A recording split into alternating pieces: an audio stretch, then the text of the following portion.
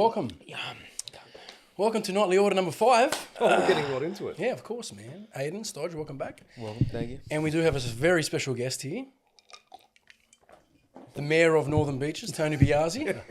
Not quite. Not quite. The Godfather. The Godfather. A very special icon of Northern Beaches. Aidan's dad. Took a while to get him in, didn't it? So welcome, Tony. Nice to be here, boys. Welcome to House of Blasius. It's been a long time since we've gotten together. A few months. Sure has. Stodge and I have taken an adventure overseas. Yes, we had a fantastic time overseas. We did. And we sort of the first time we landed in Europe was like that feeling of it felt home. Didn't it? It did. The people, the food, the culture.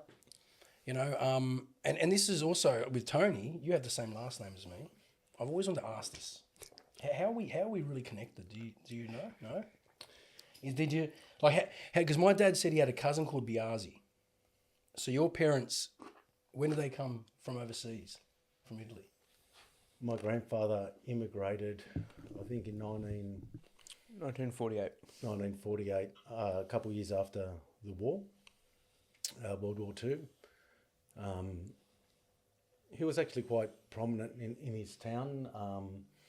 He ran a co-op of all the farmers in the area. You know, probably would have had about 3,000 guys under him. And they used to just import and export the produce of southern Italy. After the war, he was gone for 7 years. So 7 years at war, he would come back sporadically in between different postings, and obviously fathered a child every time he visited. Hey, what a man! My father would have been one of them, and so after the war, yeah, and there's millions of stories that have been passed down about my grandfather. But when we talk about men back in those days, like that's what true men were. You know, they found something inside themselves to want to better themselves, better their family. And if that meant coming to a new land far, far away to have that opportunity, that's what he did. So things went bad. There was earthquakes, there was floods. Just the crops didn't take. There was no money. I remember hearing stories through the family that, you know, they were quite prominent, even from my great-grandfather who was like the godfather of that region. But the godfather back then was very different to the way we use that term now in regards to organised crime. It was totally the opposite. He was a problem solver. It was a man of integrity, someone who represented the people's interests, and those who could not defend themselves, he would go forth as leader of that community to solve problems. If there was a rape, or if there was a theft, or if there was an injustice, he would resolve that issue. A lot of times with men from other regions that would have done the same things he would have, they used to tie their wrists together with little knives, and a lot of it was settled by jewels. Do you know what I mean? So they used to jewel. You could run away. That's tough. But their history actually started in Virginia. So my great-grandfather went to America just before World War I and opened up a boarding house, and always looking to make a better life. To, you know, they were explorers in a way. Do you know what I mean? And one story was the backbone of him was actually my grandmother. She was a solid lady in all terms, had his back in any way you could. Not being able to trust anyone being in that position, the only person you could really trust was his wife, and she used to dress up as a man and be his second. So when he would go to another town or another place to represent his community, she would dress as a man, because in those days women weren't allowed to hold those positions, and he would have his back. So she would ride shotgun and have his back. She dressed as a man. She dressed as a man. Yeah, because And she was a trigger. She was a trigger lady. So if someone needs to reply very quickly, she would be that person. She'd lost 2 fingers due to gunpowder residue in defending her husband. So, Wow. you know, cut a long story short, the Virginia stint, they had a halfway house. Back in those days, you know, we had things like La Mazzetta and where people in organised crime demanded payment to allow you to operate. And one time they, as the story goes, as I've been told, these two gentlemen came and demanded monies, and my grandfather refused because he wasn't that kind of guy. And before they were able to draw any weapons, my grandmother already knew what to do, threw him the rifle, and Dude, that's what a woman. and he in turn instinctively got rid of that threat. Through mediation. Yeah, well, that's in the only way you sort of Yeah. could. And he was forced then, and he had two sons. I think they lost a child, as was common in those days. And with the excuse of World War One breaking out, they managed to get out of the country before he was reprimanded and went back to Italy, where he continued on in that kind of role. And back in those days, Aidan probably can clarify a bit better. It was like a feudal system, so they still had lords and earls and knights, and you had to answer to them, and it was like a serfdom. Yeah, it was serfdom. It was like feudalism in Sicily, right? It's how the mob really started. Was, you know, you had the peasantry essentially in servitude to one lord that owned the land, and they harvest and live on his land and give him a share of the, you know, of the bounty of everything, and in turn that's they live, and he's the lord. Do you know what I mean? It's like that feudal system, and He's like the original Godfather, isn't he? well, but then eventually these barons or whatever would hire people to make sure no one was stealing anything, you know, because I heard that they used to use these people to guard the citrus, the plantations and the trees to make sure no one was stealing the produce. And then what happened was the people that were protecting it eventually bit the hand that fed them and became the masters, and then started charging everyone for this service, and then thus the mob was born. Yeah. Apparently. That's kind of how it Yeah. goes. But it just shows you the feudal system. Like if you're a peasant, which I believe definition of peasantry back then was meaning you didn't own land. You were kind of like renting it from a lord. That's peasantry. So you really like have no direction, nowhere to go. You know what I mean? You can kind of understand why that kind of life was a way out, Yeah. so to speak. Yeah, okay. And because of the position he had partaken in, he was then hunted by the people that he was protecting his people against, and was sent to a similar thing like Alcatraz. It wasn't Alcatraz, but it was at an Italian island where you were incarcerated, and he came back a broken man. I think he spent 10 years away, and on his deathbed, my father once told me that his father said to him that my father got all his sons around and promised that no one would take up that position anymore. Times were changing, and they weren't able to fulfill their obligation without being erased. Essentially, honour was erased. Yeah. Oh, wow. There was no And honour it anymore. was all an honour system. Wow. And so you had to be a man of integrity, a man of principle, and heavy's the head that wears the crown. Is most of the time you're going to be the recipient of that payback as a figurehead. Cut the head off pretty much, and everyone else will fall into place. So I think that's pretty much what happened. That's just a small insight into. Yeah, man. Well, I don't know if into we're the related family. now. Just keep on talking, mate. Yeah, I just want to ask, so what year did your grandfather pass away? My grandfather. So this is my grandfather. Oh, sorry, your great-grandfather, yeah. So what year did he pass away? The exact year, I'm not too sure. He was in his early 60s. Yeah.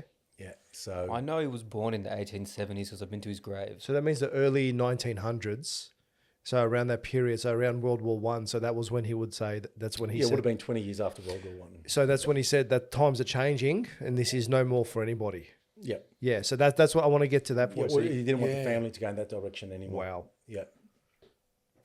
Yeah, time's always changing, right? So my grandfather, my understanding, I'm not sure if he was a captain, but he was a leader of men. And I think in those days, you got an officer's position through your prominence in that community to lead your men. And there's one particular story, if you want to hear it. Of course, man, Told, please. is that when he was escaping the Germans, he was court-martialed, I think, because he was, I forget it exactly. I think he was around Croatia, around the Balkan areas where he was fighting this particular post. And he was the most senior ranking officer there, and he had ordered, because they were allies with the Germans, he had ordered a couple of the lesser soldiers to start digging trenches and preparing for whatever else. And the Germans, I think they looked at the Italians with inferiority, so they didn't really respect his rank. So they questioned his rank and said, mate, we're not digging any fucking trenches. Get your men to dig them. And I think he took the shovel and disposed of them as well. So then he was court-martialed because of that and had to escape. And he recalls to my father, or whoever passed the story on to my father, that he actually walked all the way from Croatia to southern Italy, in between stints of catching a train at night to get and jumping off before another checkpoint, walking and then repeating that. Just hiding. I think talking about 6 months to get home. It would have been deserted. getting They would have goosebumps. called him and it would have been And a this was after the war. Yeah. But this was after the war ended too, by the way. So, 6 months traveling. or this was after the war, and there was still a warrant out for him. And he remembers. I remember being told that the way he eluded one of the checkpoints was that in those days the ladies used to wear like a corset and the dresses were quite wide.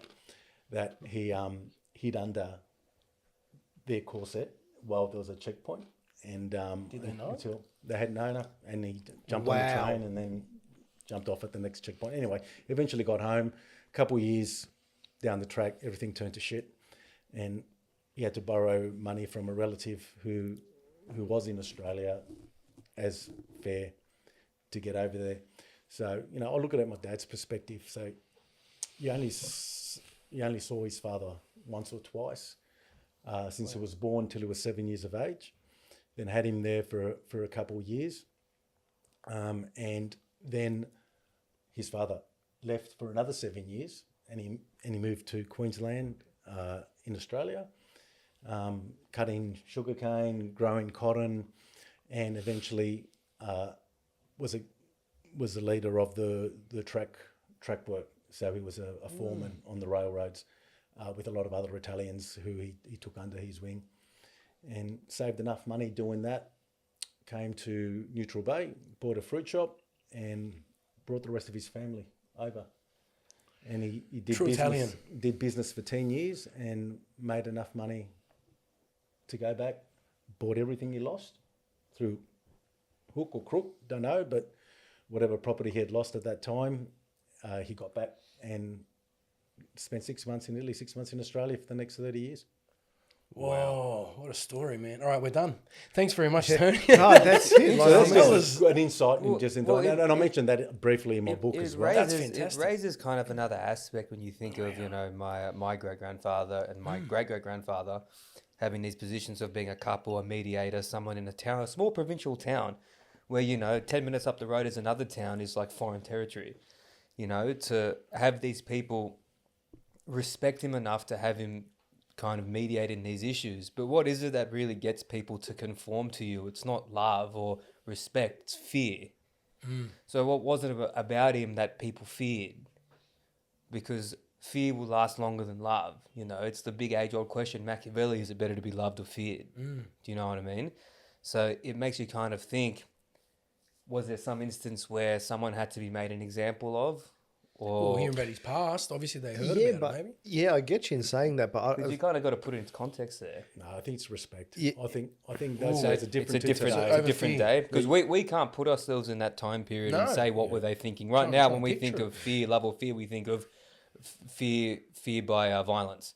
Yeah, well, there's no respect these days. So No, maybe back well- You see what my great grandfather did 10 years hard time defending his people, yeah, and you know, where any other man would have just succumbed, sold everyone out, and would have been happy.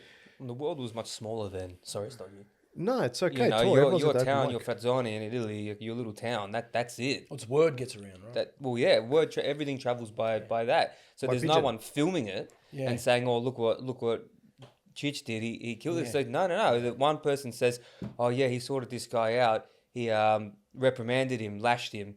Then it becomes chopped his hand off. Then it becomes chopped his finger off. Of Then you course. can just imagine how it snowballs into the reputation by the time it gets to the next place. Yeah. Maybe it's both. You know what? Yeah. I agree with you in part. Like I agree with you with that, but there's also another part there, which is when you go through that, you do that type of stuff, you emulate that. When you see that person, you just know there's something about them. It's either you'll either it literally is all energy. You'll either say I don't want to fuck with that person, or I like this guy, I respect him, and I don't want to find out.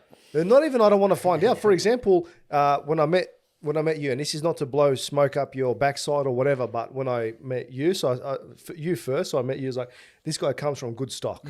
Simple as that. I don't know any story, didn't know anything about your great grandfather, whatnot. Meet you, and I can see again.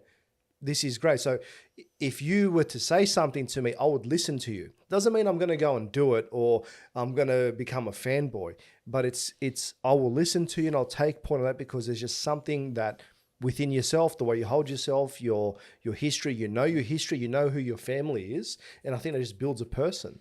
Because I wanted to come back to, I wanted to ask one question, which is not one question, but it's a thought out there.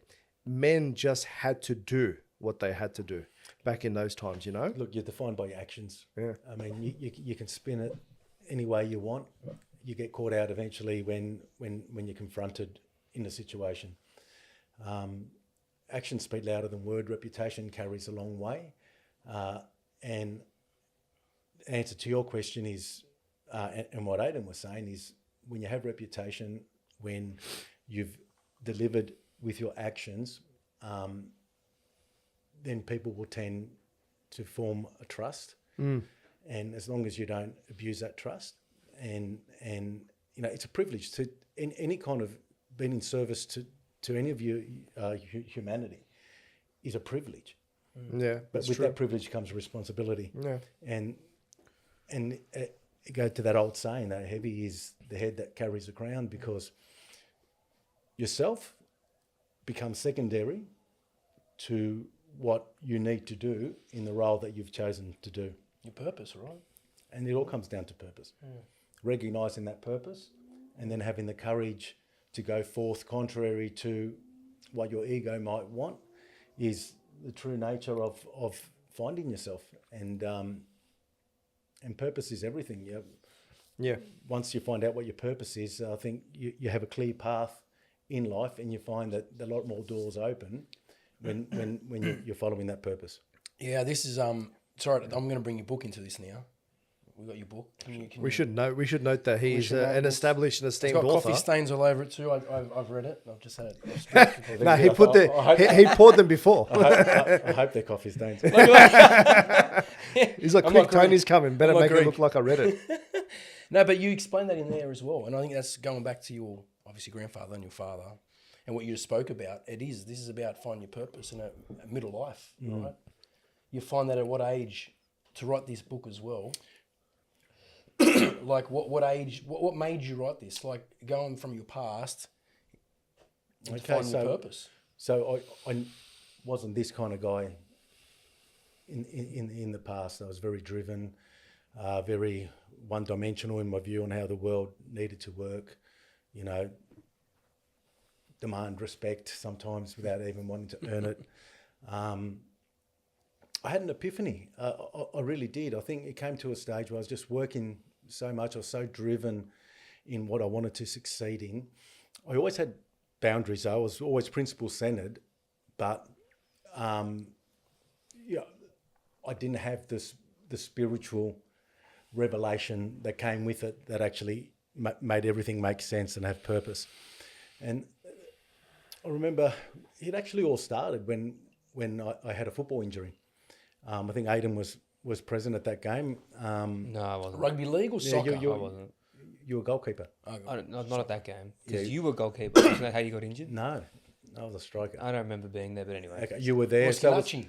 was my brother. And anyway, cut a long story short, I decimated my knee, broke my leg. Did the job on it, and I didn't know. Physical injury, dude.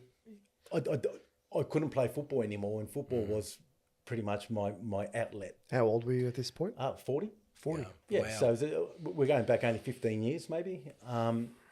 So I started reading a lot. I started pursuing other interests, started getting involved a lot more in the community. And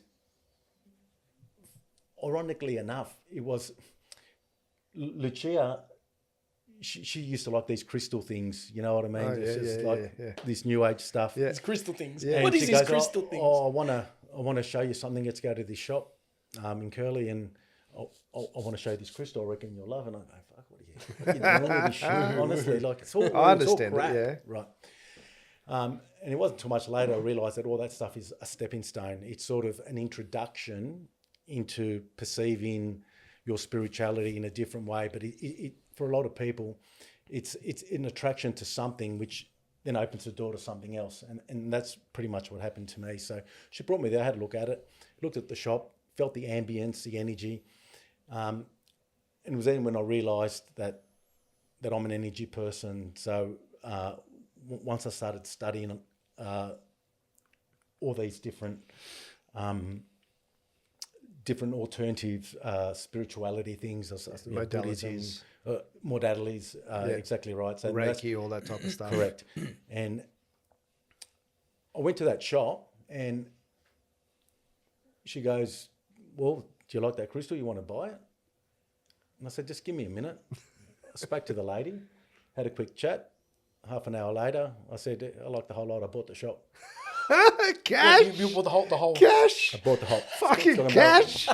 bought the lot, and I said, "Would you like to work here part time and run it? Maybe get Kayla to help you out, and I don't know, just feel something there." So we got involved. That's money, bro. I got involved in, and I didn't have. It wasn't I had that much spare. You just felt you Money. had It to wasn't do it. loaded at all. You just felt you had to buy it. I felt that the price I offered her and what she accepted, I did a quick calculation. I thought, okay, I could, if it doesn't work out, I can split the whole shop up, sell individual things, and still recover whatever I spent, which eventually that's what happened. But yep, delved into the modalities, became a Reiki, did my Reiki certificates, and started delving more and more into my spirituality.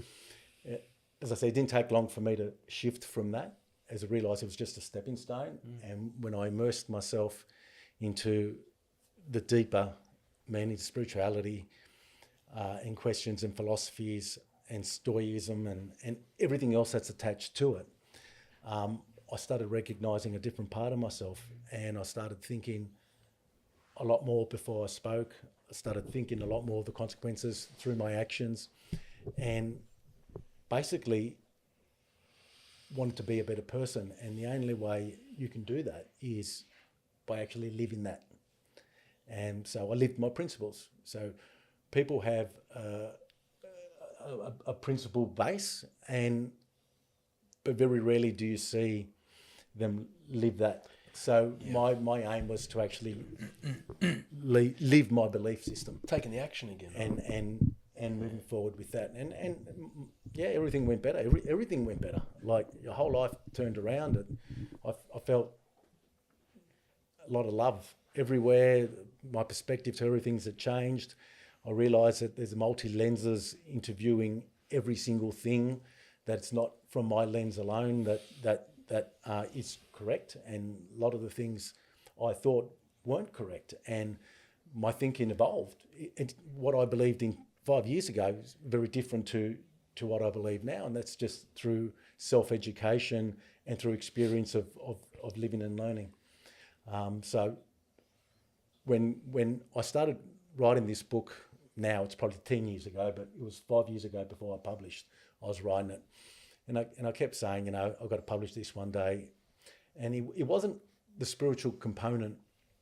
It was actually more of a business. That's where the entrepreneur came in. It was more that pre-mortal urge that I have to do something. It just has to be done. And everything I did in my life was from that instinctive urge to want to create and want to be successful.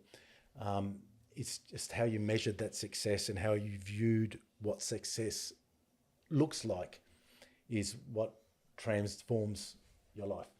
So then what was success for you then?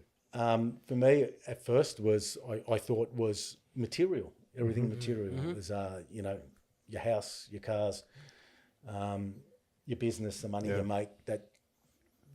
That's where I was indoctrinated to believe that that's what success for people look like. In turn, success is multifaceted. It's 50% spiritual base, 50% physical base, because we live on Earth, which is a physical realm, but we are spiritual beings, and our soul has a journey just like our life does, and you'll do anything you can to fulfill that, and it will present obstacles and pathways and opportunities for you to develop and grow spiritually, to then enable you to achieve all those successes you want. And at first, it worked for me. On a material level, I started just going straight up.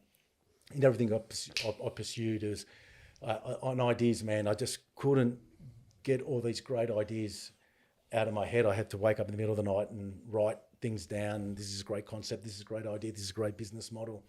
And started delving then in corporate life and talking to corporate people about these ideas. How can we, seed them and how can I, scale up and do all these kinds of things. But halfway through it, I realised that stuff didn't matter to me anymore. That I did not view success as a monetary end result. I realised that actually was just a byproduct of being whole and centred in everything. That's true. That's true. And my marriage in a better relationship with my kids. As I said, I had this urge to want to delve into the community and be a part of it instead of taking. I wanted to give back. And that's sort of where it sort of led into some of the other stuff I've done. And that was the primary reason why, for the last 10 years, I chose to live my life the way I chose to do it. Or from an injury where I couldn't play football anymore and had to fill my time doing something else. So, a lot of times it's when you see an obstacle or something happen in your life that appears to be a negative, it's actually just an opportunity for you to redirect, because you're probably not going the path your spiritual side wants you to go to. Agreed.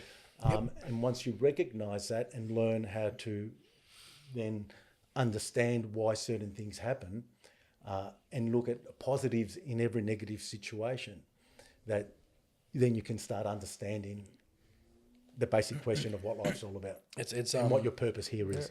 It's finding your soul purpose, isn't it? Very much so. That's what it is, isn't it? No one really follows their soul purpose. A lot of people don't. Absolutely. The human body is incredible. Our Creator, in his handiwork that he's done, is incredible. It's very simple. When things don't feel right, when things aren't going right, changes need to be made. Yeah. It's simple as that. And when something feels great, you're on the right track. Just keep going. Yeah. Keep doing what you're doing. Stodge is very much like that. You're very earthy, mate. I met, his mum's very, very. Oh, she's extremely earthy, mate. touch But with like we the started that. feeling, I started mate. that when I was 21, when I went through heartache and heartbreak. Yeah, that's what does it to you. Yeah, but even now I'm still learning and still course. going through it. But I just want to know, how does the barbershop fit into all of this? Because that's a big part of it, because our barbershop's been there for such a long How many time. generations? Was it? Three in the current shop we're in now, but we're a line of barbers. My great grandfather was a barber. My great grandfather Goes was a back barber. 7 generations. As far as You can- historical you can- records you are, can trace we were it. barbers. Yeah, It's nuts. before man. then, And probably we barbers have as well. portraits of all of them up till number 5. 6 and 7 not having a photo. So this goes. You've to seen them in the shop, the Yeah. portraits of the ancestors. So is it like this is the continuation of it too? Yeah. Like, So why I took over the dad's business? Okay, so I originally was doing I was in the building game. It's where I met. It's where actually I got employed. I was dating Lucia, and her father was a concreter and form worker, and I wanted to get my my builder's license, so I needed a trade. So I went down that path. After a year, unfortunately, my now mother-in-law, but Lucia's mother, got killed in a car accident, and Louis had three young kids, and it sort of wasn't right for me to sort of fit in that environment. I was only dating for a couple of years, so I think my dad pulled me aside and said, "Look, come and do your trade with me. Let all the dust settle. If you're still with this girl in a couple of years' time, and you get married and you want to go back in the building game, at least you got this under your belt." So I did, but I still had a passion for building, so I built many houses, and I still did a lot of that stuff anyway. So I stayed in the shop, only to leave. I got into corporate life straight after my apprenticeship. I managed Pizza Hut restaurants as well. I just managed Pizza Hut Fucking restaurants Pizza as well. Hut, bro, was the mach- best. yeah. Back then, yeah. Not Thought the now. Indians owned Not it now. now. So That was a real Pizza Hut. I did a few things. So I You did do a few I things. felt- just a few. yeah, I felt a void that needed to be filled, and, Yeah. and I just wanted to try other things. You're a conqueror, dude. You just like your great grandfather. You keep going for more things. Man. Yeah, different times though. Like, Yeah, it's in the and DNA. you think that life's always been wars and battles. We've seen an era where really we haven't been directly affected in big world wars. So it's very different. But yeah, no, I had a primordial urge. That's why it's the entrepreneur. It's something that's innate. You can't explain it. You see something, you can better it, and think you your can son's make got it money too. out of it. He's very creative. Doing something. I'll tell you what it is. Different. Doing More something. business minded. Aidan's more philosophical, very Extremely creative. He's philosophical. got a lot more strengths, a lot more intelligent than I could ever be. But we all got our own little strengths, and we do the best we can with what we got. Times have changed too. We got a lot of information now, man. Absolutely. Yeah.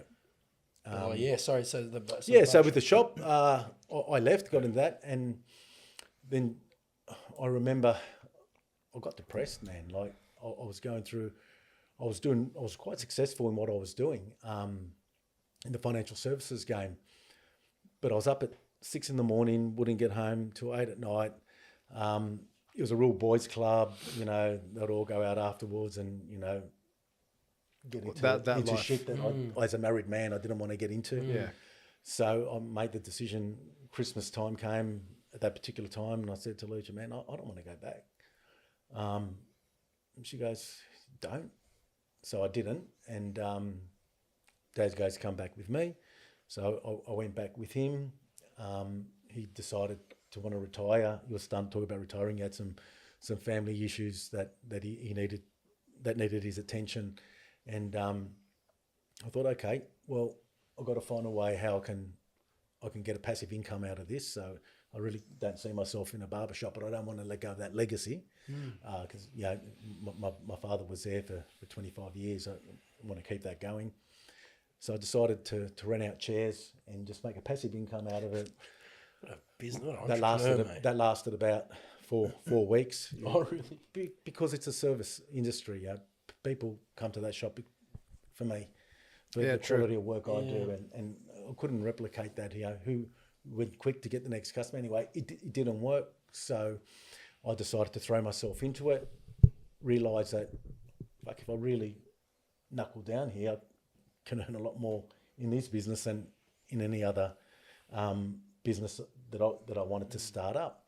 So I kept that legacy going and just doubled down, just worked as much as I could, didn't want anything standing in my way. I was so driven. And unfortunately with that, there's a not very pleasant side that can come out of you, and the family are normally the recipients of all that negativity. It's a lot of stress. Yeah, and the competitive game as well. And as I said, it wasn't until I hit 40 that I realised, what the fuck am I doing? I've got to find a better way to handle it. And that's when Aidan came in the shop, then Tegan came in. Lucia, God bless her, she saw me in a state and goes, what can I do to help? And I go, well, fucking learn to cut hair. That'll help me. Yeah, I didn't realise she cut hair Yeah, too. and she did. Yeah. And she did that for me. Wow. Much to her regret, but remember that Tony Abbott came in once for a haircut. I think Aidan cut his hair. There's nothing to cut there. And no, he's a really good guy, actually. Nah, I like But Tony I think the media really perceived him very different. Did you grab his to the ears? actual guy he was. I don't know. He had ears that were grabbable, I guess. But He's a good guy. I like him. but he said to me, Tony, he goes, a family that works together stays together. 100%. And he was 100% right in that assessment. But yeah, so that's how the shop came along, and it just became an icon. And when you look at the spiritual connotation for it, the biggest purpose that we can have as humans is to be in service of other human beings. And we don't just cut hair. We're not just barbers. I'm telling you, and any barber that will listen to this will know this. We're doctors. We're counsellors. We're a shoulder to lie on. We're there for someone who comes in for a haircut but really needs to just have someone to chat because they've got no one else in their life. And we take a lot of that energy in, and that energy is very important because once I started doing Reiki and started understanding the energy portals and understanding how energy works and just figured it all out, I realised that I'm giving whatever that person needs and at that particular time, most of the time. So I'm in service of that. I was introduced to that shop generationally because that was the way I can directly and indirectly be of service to others. It is a good feeling to serve. What do you think? JC? Do you get that, Aidan? I don't know if you get that.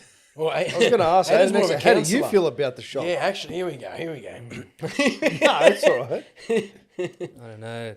I can be pretty blunt and say it depends what time of the day, time of the year, time of the month you ask me. If you ask me on a morning where I've slept well and I'm quite happy, I'd say, yeah, I love it. If you ask me the next day, I'd fucking slap you. Like, it just really depends, honestly. But no, when I take moodiness out of it, You got regulars though. You got regulars that night. yeah, I guess it more just comes down to that energy doesn't really play by man's rules. So I like that quote. yeah, that's mine, by the way. I like it. I came up with that just now. I'm gonna get a tattoo of it on my. Well done. He's on this. I'm gonna get a tattoo of it on my chest, bro. That's it. So you got a new tat. But on his Aidan, arm, mate. he's got a new The tat. thinking man. What, you got a new tat? Hold Yeah, on. so you showed me before. Oh, that's fucking sick. That's where all his What do money, you know? all his What's money's a going. tattoo? Oh, that's awesome. When'd you get that again? Sunday, Oh, it's fresh. It's very fresh. Where'd you get it done? Redfern. Redfern. Nice. Oh, Redfern. Fucking- Just Redfern. That's interesting, Tony. I'm just I don't know, man. It is about family, isn't it? It is about family Yeah, because you can family, see. dude. I'm listening family, because mate. I'm being driven at the moment with my future family, with my future children, that I want to leave a legacy behind. It's not actually mentally for me. I always wanted to like material, and then it shifted. Then when I dug deeper into it, it went to I actually wanted to provide for my mum, and now from that is now I want to provide, yes, for her, but that's done. The house is there now for my future wife, for my future children. Literally, I want to provide and just leave for them so they can build on top of that. So for me, legacy family, that's extremely important. But the most important thing is you actually have to find the purpose. You have to find your purpose and not concentrate on that, because that'll happen. But you need to find your purpose and you have to be aligned, and then everything else just works itself out. Yeah. And listening to your story, it's just like it's the proof is in the pudding. Who came up with that? The proof is in the pudding. That's yours now. Yeah. But it goes. I'm sure it's a medieval term. In the pudding. The obstacle is the way that is so. Like you went back to the barbershop because of Gianna's. Was it her? Someone passed away, right? Yep. So these bad things that happen, it makes you shift. And you sort of go that way, and you wouldn't. I've obviously worked there if that didn't happen, True. I mean, even at a relationship level, like would I have ever gotten married if it wasn't for that incident happening?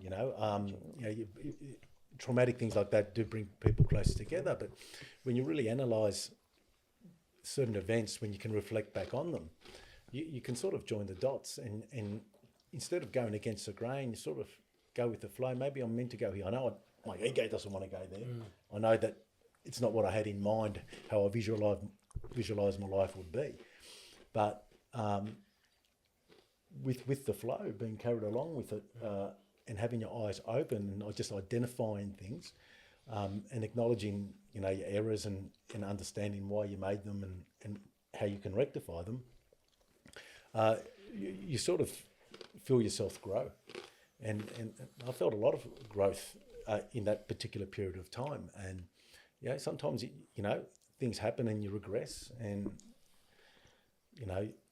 after a while you let, once everything cools down, you think, the fuck, man, like I just went backwards. I went back to the old habits, because habits are so hard to break. Well, of course, yeah. It's like a nurturing thing that you go back to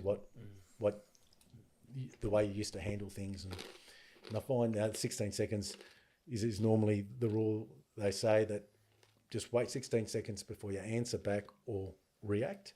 And most of the time it's a different approach. Yeah, it does work. If not, and you know what? You got to wear your mistakes. So, I still err, and I own them. When I do, I own them, and I'm, when that repercussion comes, that blowback comes, you just got to cop it in the chin and say, "Oh, I fucking deserved it. Let's move on." 100%. Then you go, I want to ask another question. Ask. We got royalty here. Why not? We got the Godfather in the house. We've got 3 bald Biasis. That's it. Yeah, three exactly. Biasis. Lucky you make up for it, a buddy. lion. I do. I'm starting to bald here, Very man, envious. as well. Oh, Too much don't cortisol. If someone was to ask you, how do you find your purpose? And subsequently, trying to throw some big words in there because I got Mr. Aidan next to me. Say, how do you know that you're in flow, or how do you know what's right? What would you say? So first one is... Yeah. So the old saying, trust your gut. Okay, so we've got a built-in radar, right, as spiritual beings. It's our intuition. You've got to trust that feeling, but you also got to recognize what part of it is the negative ego that's driving you a certain way. But quite simply, if it feels good, if it feels right, you're happy, your state of mind, your emotions are all for it, then follow that. If there's a lot of negativity and you're not sure and you're stressed and you're angry all the time, that is the spiritual component telling you maybe it's not the right path. And even if it does feel, people go, yeah, but it felt great, things felt really good, and I still went ahead with it and fucked up badly. And it's sort of like, okay, but maybe you needed to fuck up. That's what the lesson was. The opportunity will arise from what your perceived failure is. And really, I don't like that word failure. It's opportunity to learn and grow. There's no failure. Yeah. No. It's don't all fail. experience. No. It is all experience. People are afraid. It's the fear. The fear comes in too. People are afraid of failure. Remember one and thing. it stops them from doing stuff. Fear and creativity are polar opposites. Okay. fear comes from the ego, creativity comes from your soul. You always want to be in a creative mindset. And if you allow fear to stop that, then you're actually going against what you're meant to do. Yeah, 100%. You can't let fear. There's a difference between being cautious and being prepared to allowing fear. For instance, you know, I'm not going to buy that house because, you know, interest rates might go up. Well, Might go. you know, don't let that fear stop you if that's the direction you want to go. But make sure financially you're sound and secure. You got to be Things logical as well. You've got to be logical. You have to be logical too. You know, same with flying. I want to go overseas. Oh, I'm scared to go over. What if something happens? What if this? Was that? Well, chances are that you'll never end up doing anything. You're always living in the past because you're too scared to do anything. Yeah, true. And if you're too scared, you're never going to know what's actually meant for you around the corner. Well, just that. Okay. So fear is a good thing because Yeah. it keeps you in check, but you can't be governed by it. You Well, can't let it control you. No, you can't. You use the fear as a positive for you to be more cautious and more prepared in the endeavour you want to partake in. Do you have any fear? Pardon? Do you have anything that, if you would like to share, do you have anything? Any particular fear? Yeah. Yeah, probably the only fear is not living up to is not living up to the expectation I've put on myself now, and regressing in such a way that is going to set me back in my growth and me elevating my consciousness into where I want it to be. That would be the only thing. Everything else, if it's out of my control, it's out of my control. Yeah. You try not to sweat the small stuff. Do I fear it? Fear's a funny word. I wouldn't say fear. I don't fear much, to be honest with you. But I can be very cautious at times. But fear is a preventative thing. Even though I might fear something, I'm not going to use it to prevent me doing what I want to do.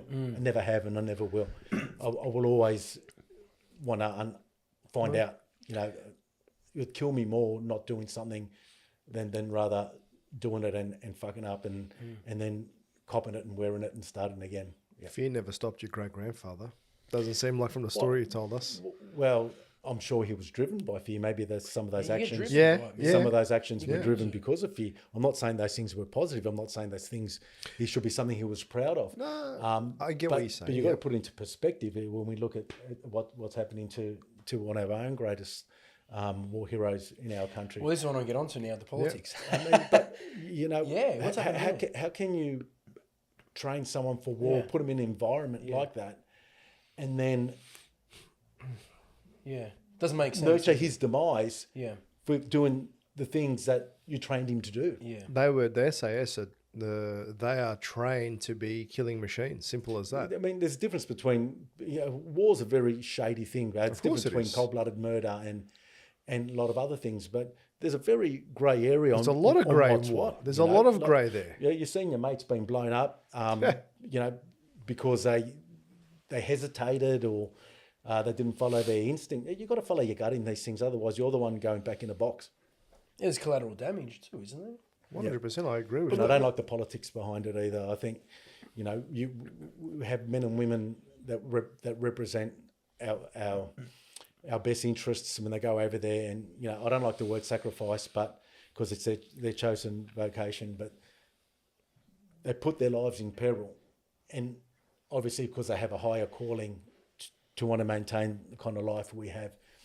And to then embarrass them and degrade them after they've done all that and come back with such horrors, and then treat them like that in the public eye as if A scapegoat man, isn't he? I've got a better thing. How about don't start any wars? Send your own fucking sons to go and fight, right? And if you're a leader that makes that decision, right, you go in the front line and you fight. They used right? to. But don't expect anyone else's son to sacrifice it for him to come back a broken man, so you can demoralise him, bring him down, and blame him for whatever political agenda you got. I agree. They used to do that. All the wars, well, if you're an hundreds of years earl ago. or a duke, you led the charge. Yeah, And your banners- your did, family actually. was there. Your banners held high. Didn't It was all Napoleon? honour. Wasn't Napoleon on the front? Yeah, he was. Yeah. He was a Well, general. you look at England, all the civil wars England had. You look at the War of the Roses. you Russell know. Crowe, Gladiator. Mel Gibson, Mel in Gibson. The Patriot. Braveheart. He was up front of the time. No, but that's the truth. Yeah. They were there. You Yeah, have to so lead If you them. couldn't cut the muster, you wouldn't be in that position really either. Your men, loyalty and fidelity only go a certain way. They needed great grandfather Biasi. No, I'm being serious. That's where it comes from. Well, mate, if you want to spend 15 years in hard Alcatraz type prison that and would be then tough live back that then life, too, man. Yeah, I the understand. best advice he gave to my grandfather and my great uncles was get out of that fucking life. Yeah. So your background? Oh, I knew all that. We didn't. That's all we're listening. didn't. I'm just looking at you. And all the people that were listening. But it makes a lot of sense why Aidan he's so mature for his age, right? Like, you know, Go well, that- maybe he doesn't think it. wouldn't go that Maybe- far. But I mean, like, How you know, mature can you be at knowledge-wise, 29? you know a lot, dude. A lot Do you of think kids he's in a good their 20s. hairdresser? He's a fantastic barber, mate. Yeah. He's exceptional in his work. He's very meticulous. Yep. He's passionate too. He's not only passionate, he's got pride in his work. Yeah. Like That's good. He won't July's cut coming. corners. And Tegan as well. She's for a female barber in a very male-dominated business, she picked up the craft exceptionally better than I thought she would have. It's that shyness with people. It's being not only able to perform your craft, but to be able to engage in such a diverse social. And it's very personal too, because you're doing the hair. He did my beard for me. It was a was fantastic nice. beard Felt job, nice. and he He was did my doing beard. styles I've never seen before. And the way he did it was nice and rough, and it was just looked. You're due for extravagant. another one now. I am due for another one. Yes, I'm starting to go down. I'm going down the Muslim motif, the Turkish motif. But it's really personal. Yeah. You no. get right up in there. Yeah, real, that- real men wear beards. They do. But I've had mine Looking ever around since. saying, But "Thank God you're I all-" just Nick's got a mo. He's got a He's mo. in that generation Oh, plus. you got to Working see. with what he's got. We went to Thailand, all right, and we God. met a Russian Have you guy on heard? the beach, and this Russian guy looks at him and they're talking. I don't know, it was some type of Russian spy. Was talking for hours with these guys here, and then he goes to Nick and he goes. He couldn't. He just goes to him, hey, you know what? Can you just get rid of that moustache on your nose? Like, just get rid of it. Like, He that's irritated him. Yeah, This he was guy just wanted to just. his knock eye him. was twitching. This Russian bloke was just looking at his mo, so get rid of it. Although the mo looks better now, it's got a little bit more thickness to Yeah, it. he's got the. It's not as bad. No, he's getting a goatee. It's not as bad. He's getting a goatee. Before it was like a little slime trail across Yeah. here. But yeah, so anyways, that the guy Dirty Sanchez. the dirt literally, Dirty Sanchez right across you know, the so But it is very you're right. personal to be a barber. It's personal, man, and you've But- done, you've Yeah, to but- bring your family into it too, like to have your wife, your daughter, your family son. business. But I want to get onto one thing Because here. you can't find staff. But you can't find good. I go to some barbershops now. Staff you can trust. Yeah, that's Exactly, true. trust. I've been lucky that the- the guys that I've had have stayed for a long time, but it takes a lot of work. The industry doesn't attract good people. Let's There go. aren't We good should go people cut. becoming barbers. We should go cut hair, me and you. Dude, would you hire me? Yeah, Like, would you take us on as a? Oh, fuck, all right. I'll talk too much. Sexual harassment. Only to the men.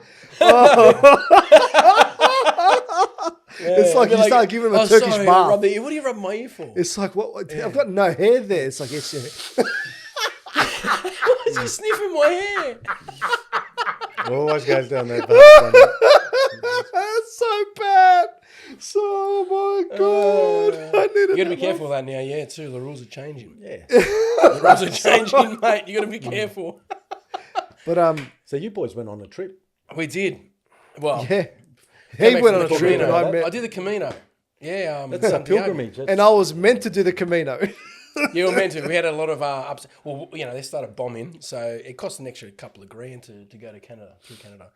So I did 13 days backpack through Spain, mate. This is why I like with your book, with my age, exactly what you're talking about. I'm at that stage now. Okay. And to be able to get rid of all your sort of responsibilities. So you feel like a spiritual awakening. Oh. You feel there's something there. It's transcendent. You can't Yeah. put your finger on it, but you're feeling a pull, a tug. Well, the way we're all connected. Basically, this walk reminded me, nailed on the head, that we're all connected. There we go. And we are. Every different countries met people. You've met. We got to this place, this spiritual place, old walking path, and it was really nice, man. To be honest, I think everyone should do it. I was meant to meet. So basically, the Camino was my idea initially, but it didn't work out for me. I didn't want to go spend the extra $3,000, and then when I wanted to go meet him at Lugo, so halfway, more than halfway, did the last 100 kilometers. That didn't work out because the flights were pushed back again for me. So I just said that's obviously not a part of it for me. So I went on a trip, went to Madrid, met him there, and it was fantastic. I felt like I actually did it, and now I don't have a feeling within myself that I need to do the Camino anymore. It was his path, and we had a fantastic time together. Yeah, that was honestly, I feel even more bonded with this man. You're still friends. I was saying to Aidan, we'll see if they we come got back closer. talking to me. Me and him got closer. When I arrived after 13 days, he was there to greet me. And we got past the other pilgrims that I met. We sort of, a few days saying goodbye. Yep. Then we continued to Finisterre, then went to Catania. I fell over and I was on the floor. It was like, there was so much stuff going on. I got this funny story I haven't told you. Yeah. Sorry. We went to Finisterre, he put a backpack on. For the first time I saw him in his backpack, walked up the road. And all of a sudden we're talking, boom, I look back, he's in a fetal position on the floor.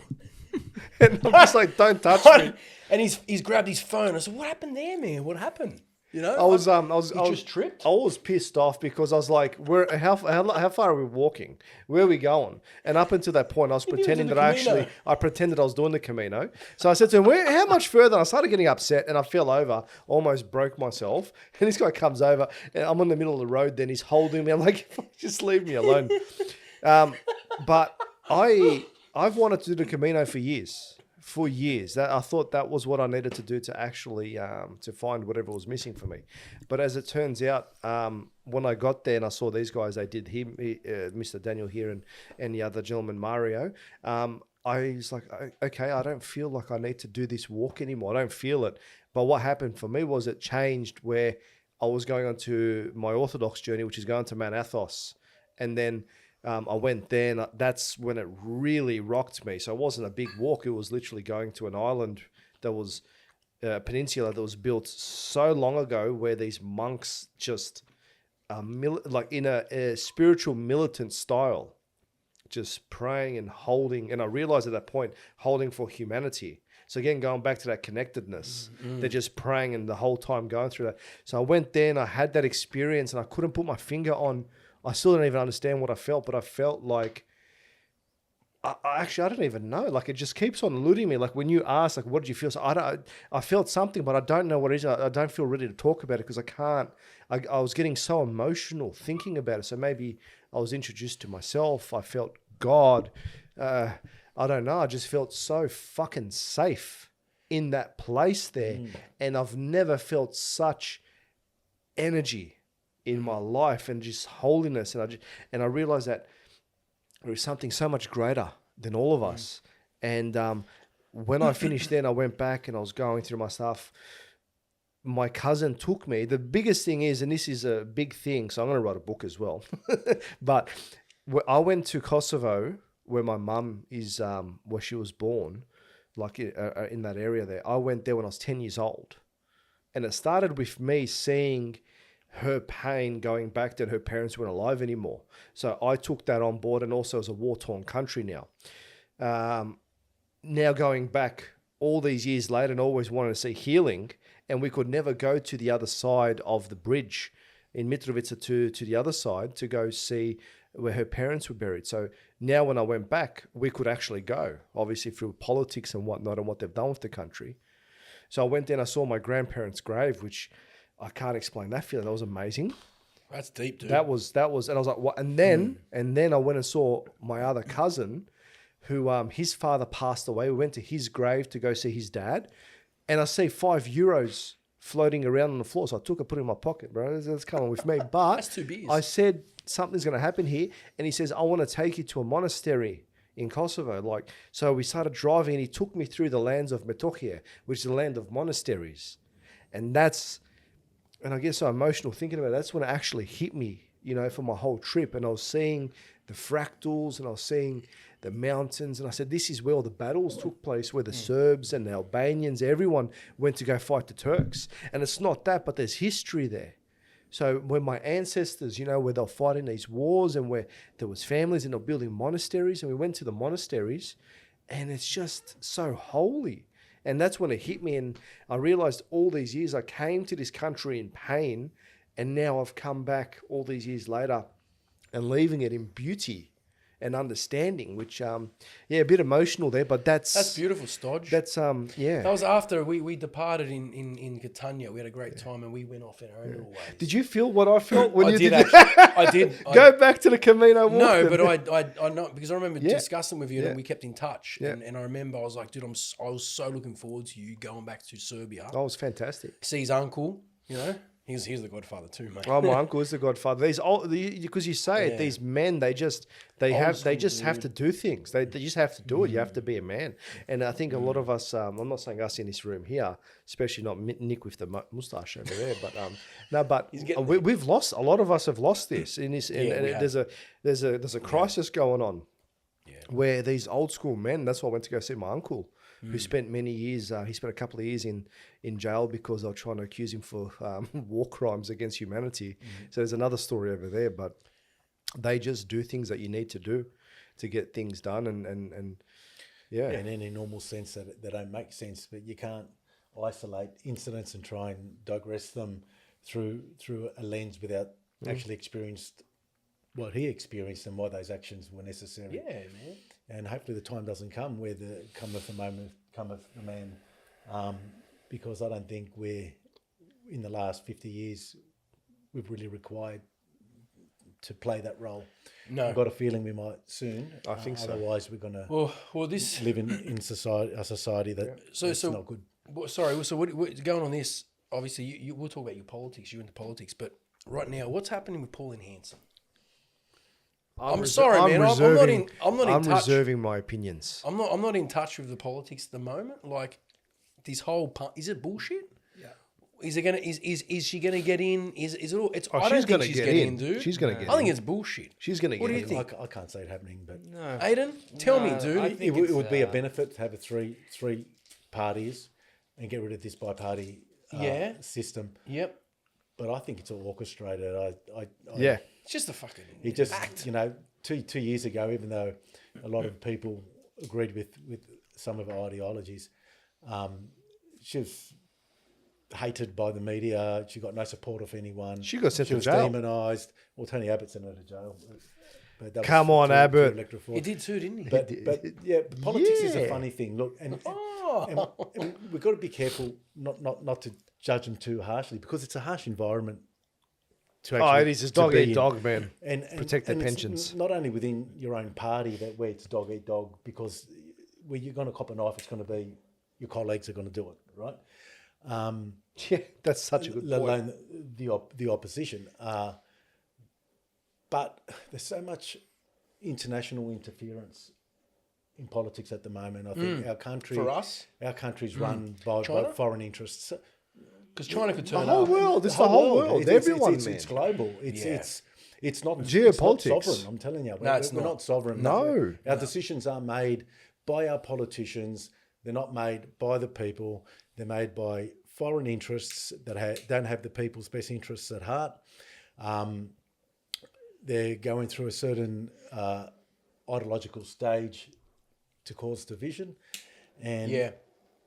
Huge division. and when you don't believe, there's the only thing worse than not believing in God Yeah.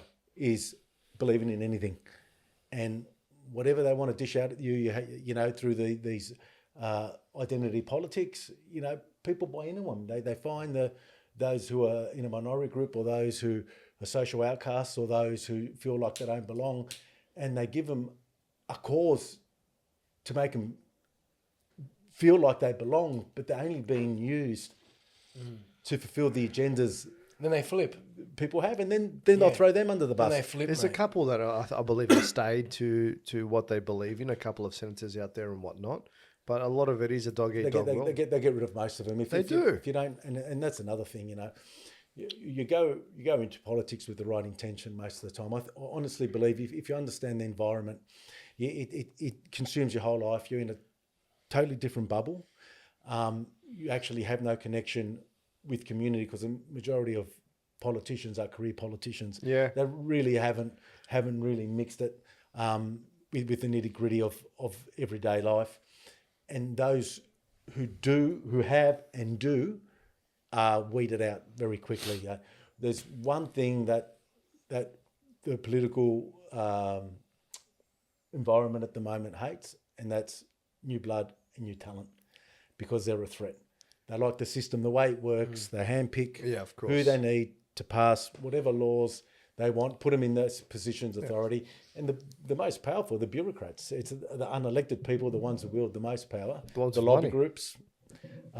You talk about Pauline Hanson, which is, what's changed in the last couple of years for her being down the bottom of the poll, now top of the poll. Immigration. Dude. Well, no. Well, I'd only say a small percentage is actually the community actually seeing, understanding what she was trying to say, because what she was saying is 100% right. Yeah. But in saying that, she's another person, I believe, is being used as a vehicle to It usher always in is the way. all this new way that they want us to go. And It's always going the same way, no matter what. look who's backing her. She's got big money now. Yeah, big money. And Is it- what's she's her got the name? big What's lobby it, groups Ryan- behind her, who? and the media. Gina Reinhardt. Reinhardt. Jewish lobby group. A lot of Jewish. other lobby group, pharmaceutical lobby group. That's it. They So it doesn't matter which side. It doesn't I heard something Gina Reinhardt say. I think it was her. Say that they want to give free land to Israelis somewhere in Western Australia. Oh, really? In order to build some kind of weaponry technology thing, skilled labour.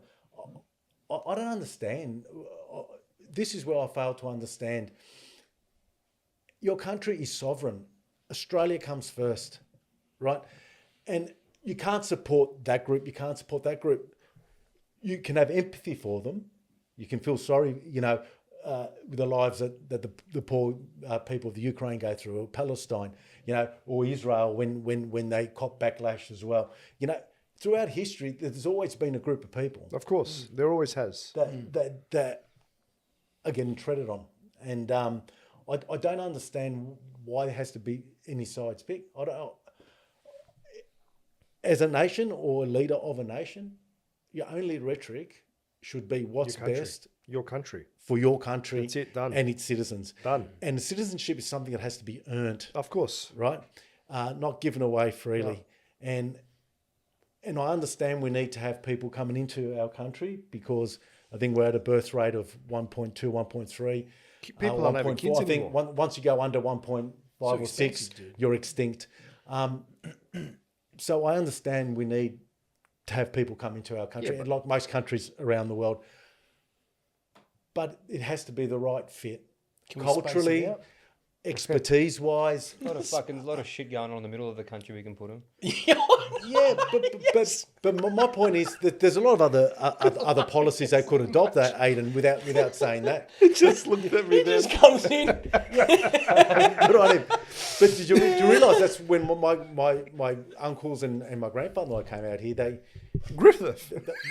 They had to go That's to it. regional Related, we areas. are definitely You have related. to. They had to go to regional Yeah, areas. that's what I meant. They had to stay 2 years in a regional That's area, where my family's from. right, before you're allowed to move into the city. Of course, biggest weed That farms was in the rule. Australia. And no, but sugar what cane. I'm saying, No. by them doing Sugar that, canes. you built the Snowy River scheme. Yes. They then they merged in with the current community. They're simulated, Of course. and a lot of them set up roots and stayed in those Successful country areas. immigration. That's Successful. successful. Successful. Now it's not Growth. successful. But what about the policy take. of encouraging Australians, citizens, to Get off the dole and work. Sorry, not what? to get off the dole and work, to reproduce? Yeah. Oh, that's a big What's- one. what's Dude, the I would incentive? love Everyone's, that. they're all fucking, but no one's having children. But look at why. They're all vaccinated, they can't fucking because have you children. need both parents to work. Yeah, that's the Done on you've got to purpose. house your kids when you have them. You're right. If you can't It's- afford to buy a house, It's you're not the gonna have vaccine. kids. Yeah, They're still having. You can still have children. Should have free childcare Yeah, for of starters, course. Yeah. right? For Yes. those who are Yeah. working. Baby bonus. Bring back the baby Mate, bonus. I remember I got a baby bonus. 35 I had grand I'll for every pump out kid. kids, man. Incentivize tax rebates for number one, getting married under 30 and having kids under 30. That'll be fantastic. Because if you really are I'm a nation, screwed then. I don't as get you that money. said, But I don't get that It's all money right. You then. got enough, dude. It doesn't matter. There are other solutions. No, they are. Other than this immigration crisis we got. You're exactly right. And we're going to lose our identity. We We're will. done. We're not populating. but when it comes to immigration, right, there is always a base level of xenophobia because a lot of people, especially around where my wife grew up, are very much like a lot of her friends that I've spoken to are very much like, oh, you're white, you can't have an opinion on race, you can't have an opinion on this, you can't have an opinion on that. And I said, you do realize that someone that lives in the Iberian Peninsula versus someone that lives over in Romania, so you got the two extremes of Europe, are both genetically quite different. So if you want to talk about like racism among whites, the Italians are the most racist of all of them, Greeks too. Do you know what I mean? But one of her friends who's Hispanic said to me, like, he said to me that you, because of your complexion and your skin color, can't actually be, you can't You're play. tanned. Yeah, well, yeah. You're well, very tanned. He's I very. I can He's be. not You thought it was a Lebo the first one. He's right? it's an insult. He said you can't claim a card that said that you've been discriminated against because you're white. And I said, hello, have you been to Australia before? I said, Walk boy. I swear. I said it exists here. I said I used to cop slack at school for having a bit more hair, for this and that, and Salami sandwiches. all those other little. Nah, I wouldn't. I'm not gonna like make up some wog boy story. My life really wasn't that woggy, to be honest. In the beginning, if anything, Northern beaches, dude. Northern no, beaches, no, mate. You had to my blend. parents tried to whitewash it a lot, actually. But it was probably a Take good thing Vegemite because sandwich to school. it's probably a better thing because the ones that stuck in the really kind of like woggy thing are just like stuck in general. Like they can't. I was stuck in that a little bit. I was very afraid to kind of be who I was because it wasn't really the mold of the community. You know, you couldn't have piercings, you couldn't listen to metal music, you couldn't have tattoos because that's not what they're doing. Yeah. That's not branded footwear and chinos. Do you know what I mean? That's not fades. You know, so for me, you know, it was probably a good thing that my parents said branch out a bit more. But anyway, no, what I was saying was I lost my train of thought now. Yeah, so he goes, you can't actually say that you were discriminated against because you're white.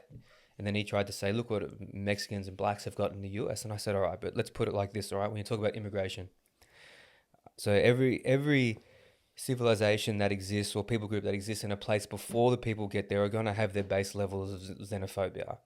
All right. And you got to think about, look at Australia in the 60s had 10 million people. And then all of a sudden you get, you know, fucking greasy Dagos come off the bus with their own, What's the day goes? with their own little thing. And obviously, like, even if Italians came here now from Italy, let's say if we got 10 million of them coming now, I would have a problem with them because Italians aren't the most pleasant people. The only reason why we're okay is because we've kind of been infused with what's already here. Do you know what I mean? So we've kind of become this Creole. In America, they would call it Chicano, which is like Mexicans in America. It's their own culture. That's the Cholos, like, hey, what's up, SA? That's their thing. That doesn't exist in Mexico. That's just a California thing. Do you know what I mean? Yep. So if I go, yo, what's up, Chich, what's doing? That's what they do in Italy. Hey. In Italy, they'll be like, oh, ciao, mwah, mwah. You know what I mean? There's not any of that shit. It's a fugazi. It's a fugazi. So then when we think of like culture, all right, so this is why everyone says it's different now. And obviously something about being white immediately invokes this stress response whenever you see dark skin, melanated skin. Whenever you see Indian, you're like, fuck, like it's just this base thing. But I don't know if that's because of conditioning. You know how we get a lot of American media? Like when I first went to the US, my expectation of what black people are and how they are when I went there was so different. Yeah. Like they act very similar, but I actually found them quite pleasant. They were fun to talk to. They're cool. So it brings to this thing culture. Culture, like what is culture? It's not ingrained. It's not DNA. It's learned patterns and behaviors that become socially accepted within that culture. So you can obviously say, is every person equal under the eyes of God? Of course they are. They're all made from the same creator. But that doesn't necessarily mean that every culture is equal. Just because people are equal doesn't mean that systems are equal. So if I said, are there shit cultures that don't belong here with the one that's already existing? Yes, that is very true because it's not DNA, it's learned patterns. And when you import en masse, you know, that 4 votes. Yeah. For votes, Yeah. it makes it very difficult. And I think the biggest psyop there is that feeling you have when you don't know, like they call it xenophobic, or are there cultures that exist that just don't belong anywhere other than the shithole desert that they're from? Yes, 100% they doesn't belong there. Like, there's a place in Afghanistan, in Pakistan region, called Balochistan.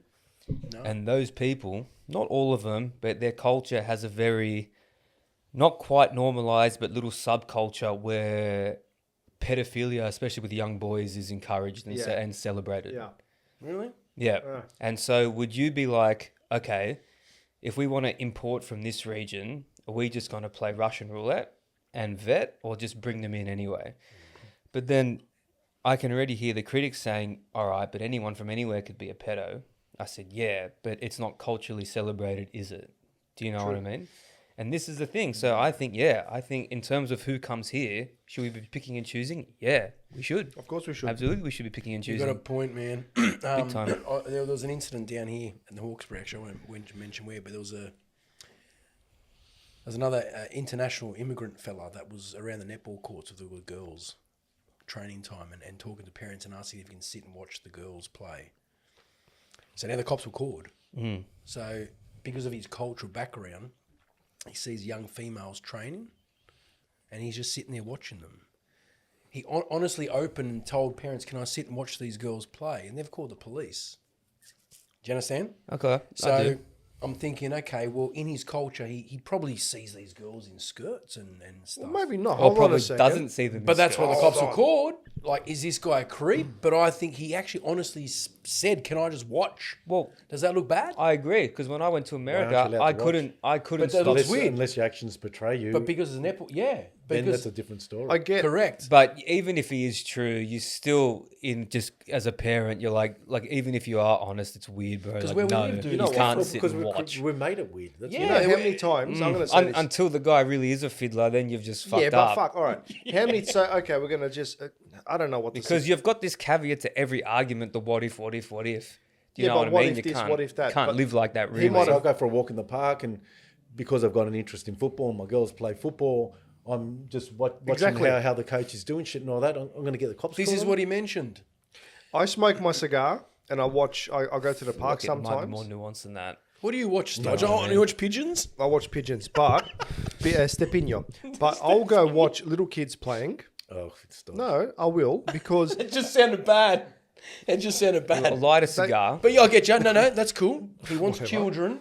He's you keep going. and I just He's taking I see the notes. beauty in This is this, how and we it's do just it. so lovely to see them running around, Correct. playing and having a mad time, and it takes me back to my childhood. And you- that's what I enjoy. And you want to have a children as well. And you want to Exactly, and it's so beautiful. But someone and got as this guy with curly hair with a cigar. He's looking at my If if child. someone called the fucking cops The on way the me, sweat glistened off if that little someone boy's called the brow, cops on me Stodgy. saying, and they can, I would be irate because like I don't agree with that. It's like the guy said, "Can I watch the children play?"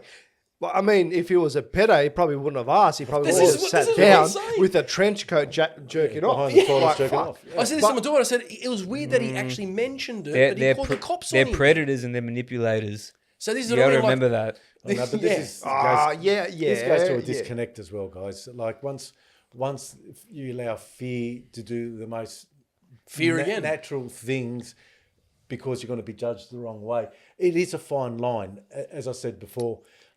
Yes. But this is a disconnect. Like when is. you don't even want to go to someone's aid because you're going to be misinterpreted as something else. yeah. Exactly, Or you're right. even express a comment because of fear of persecution or rebuttal. I don't know. Well, they've created that outcome because the consequences are dire. It will even a accusation that is not proven will destroy your life, and we've seen that before. People that I know close to my best friends have had issues where it turned like we thought that the original story was he assaulted her and there was damage after that. She threw herself out of the whatever. And then you think, all right, well, yeah, this guy's a fucking sex pest. And then you realize that, no, the girl was a psycho. He was just doing his thing. But it doesn't matter. Reputation is done. It's destroyed. Yeah, it is Reputation is destroyed. everything. It's Yeah. it's done. The You'll word, never mate. recover from it. And why do we see, when people have records, do you know what I mean, of past transgressions? even if you're proven innocent, it still has on the record was in an Yeah. allegation proven innocent. It destroys your life, which Well, is how why about we when have you- this better safe than sorry kind of mentality now, because the consequences are like damaging. You know? I agree. No, they are, man. They are damaging, mate. Especially got children yourself too. Yeah. Well, my children are like very like good looking boys, so it makes me worried. They're fantastic. too lucky. Oh, they're I, fantastic. had- watch them for I a was bit. taking Odysseus for a walk in Manly on Thursday. I had 4 women, menopausal aged women, stop me to say, your children are so cute. Like, to stop out of their day to Yeah. compliment my son Yeah. is like, They weren't complimenting your son, Do you mate. think they thought you were cute, mate? Yeah. well, the ones that weren't menopausal possibly. But the thing is, they don't, The gilfs, bro. they don't, oh, yeah, women, like women, all women are homebreakers, mate. They love it. They are, Northern beaches. they got nothing to do. I want that little.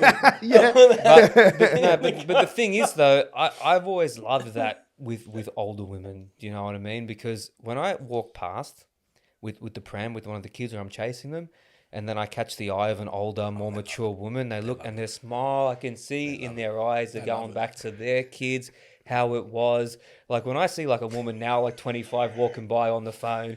Just like, and he said this and he said that, and then my son walks up and she's like, "Oh, hi, little boy." I'm just like yuck, like barren. It's like disgusting. This is like, You cost money. yeah, this is like 40 years old when you realize it's all gone away from you, and then you marry the first guy you see, and it's just broken families. But They're not very maternal, are they? no, a woman to me that isn't maternal generation, is yeah. not. No, is, they're not.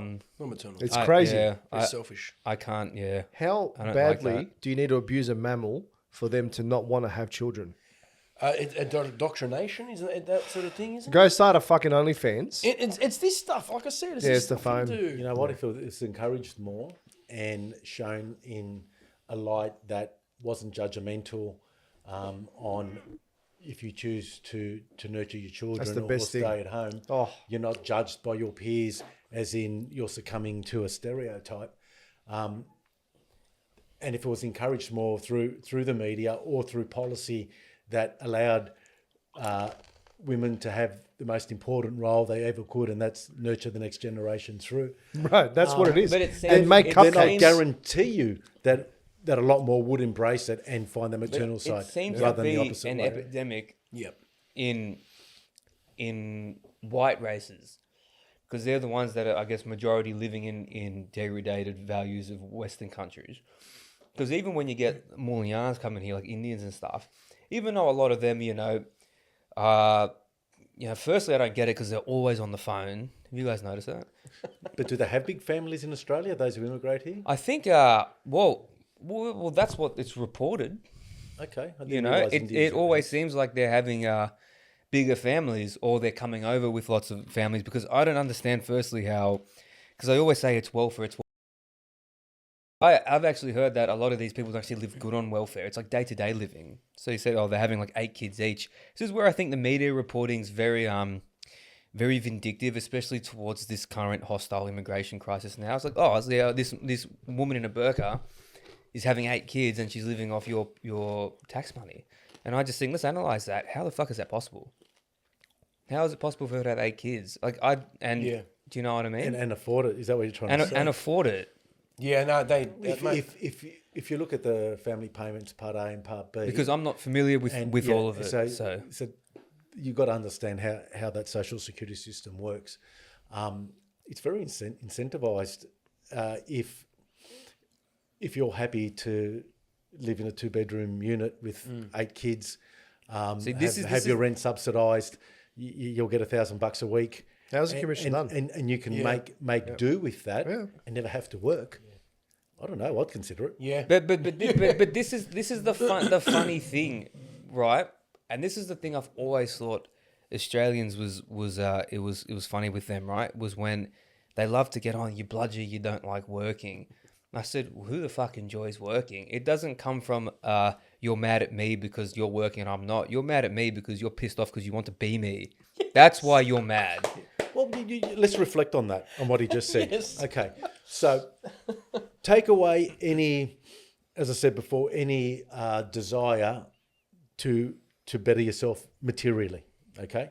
And for whatever excuse you want to reason, you want to say, I want to have all the nice things in life. I want kids have a great education, this and that, because education's free if you don't go to private schools. Okay, it's how you view the way your life wants to be. We should not necessarily judge. It does annoy me that dole bludgers is because those that do work then have to pay and subsidise that. But look at those people. You don't want them in the workforce. perhaps, but Some of them. but they're You don't Fuck, claim they can they've on it. chosen to be happy they can still, with a little, pick up and, papers. and enjoy whatever. Yeah, they you can. can still But live how with can you begrudge that? This is going back, but he's right. Fucking genie, a round of applause. But it's true. It's how much do you want? Is in it, life? like What do I you had want that in life? premortal urge to create, to want a better. Yeah, That was me. Someone might have the complete opposite yeah. desire, and then this is- working to try and have something that I don't really want.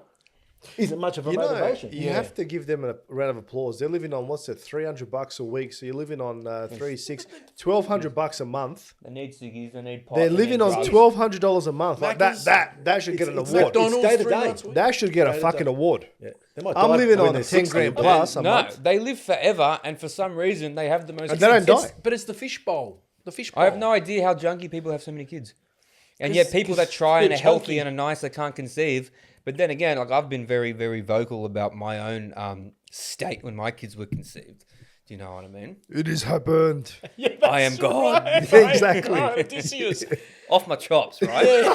and I remember saying to That's her, why it's so beautiful. yeah, it was. He just saw It was the beauty. best moments of my life after the birth of you guys. Hey. No, but I'm talking about the actual act of conceiving. You don't like that?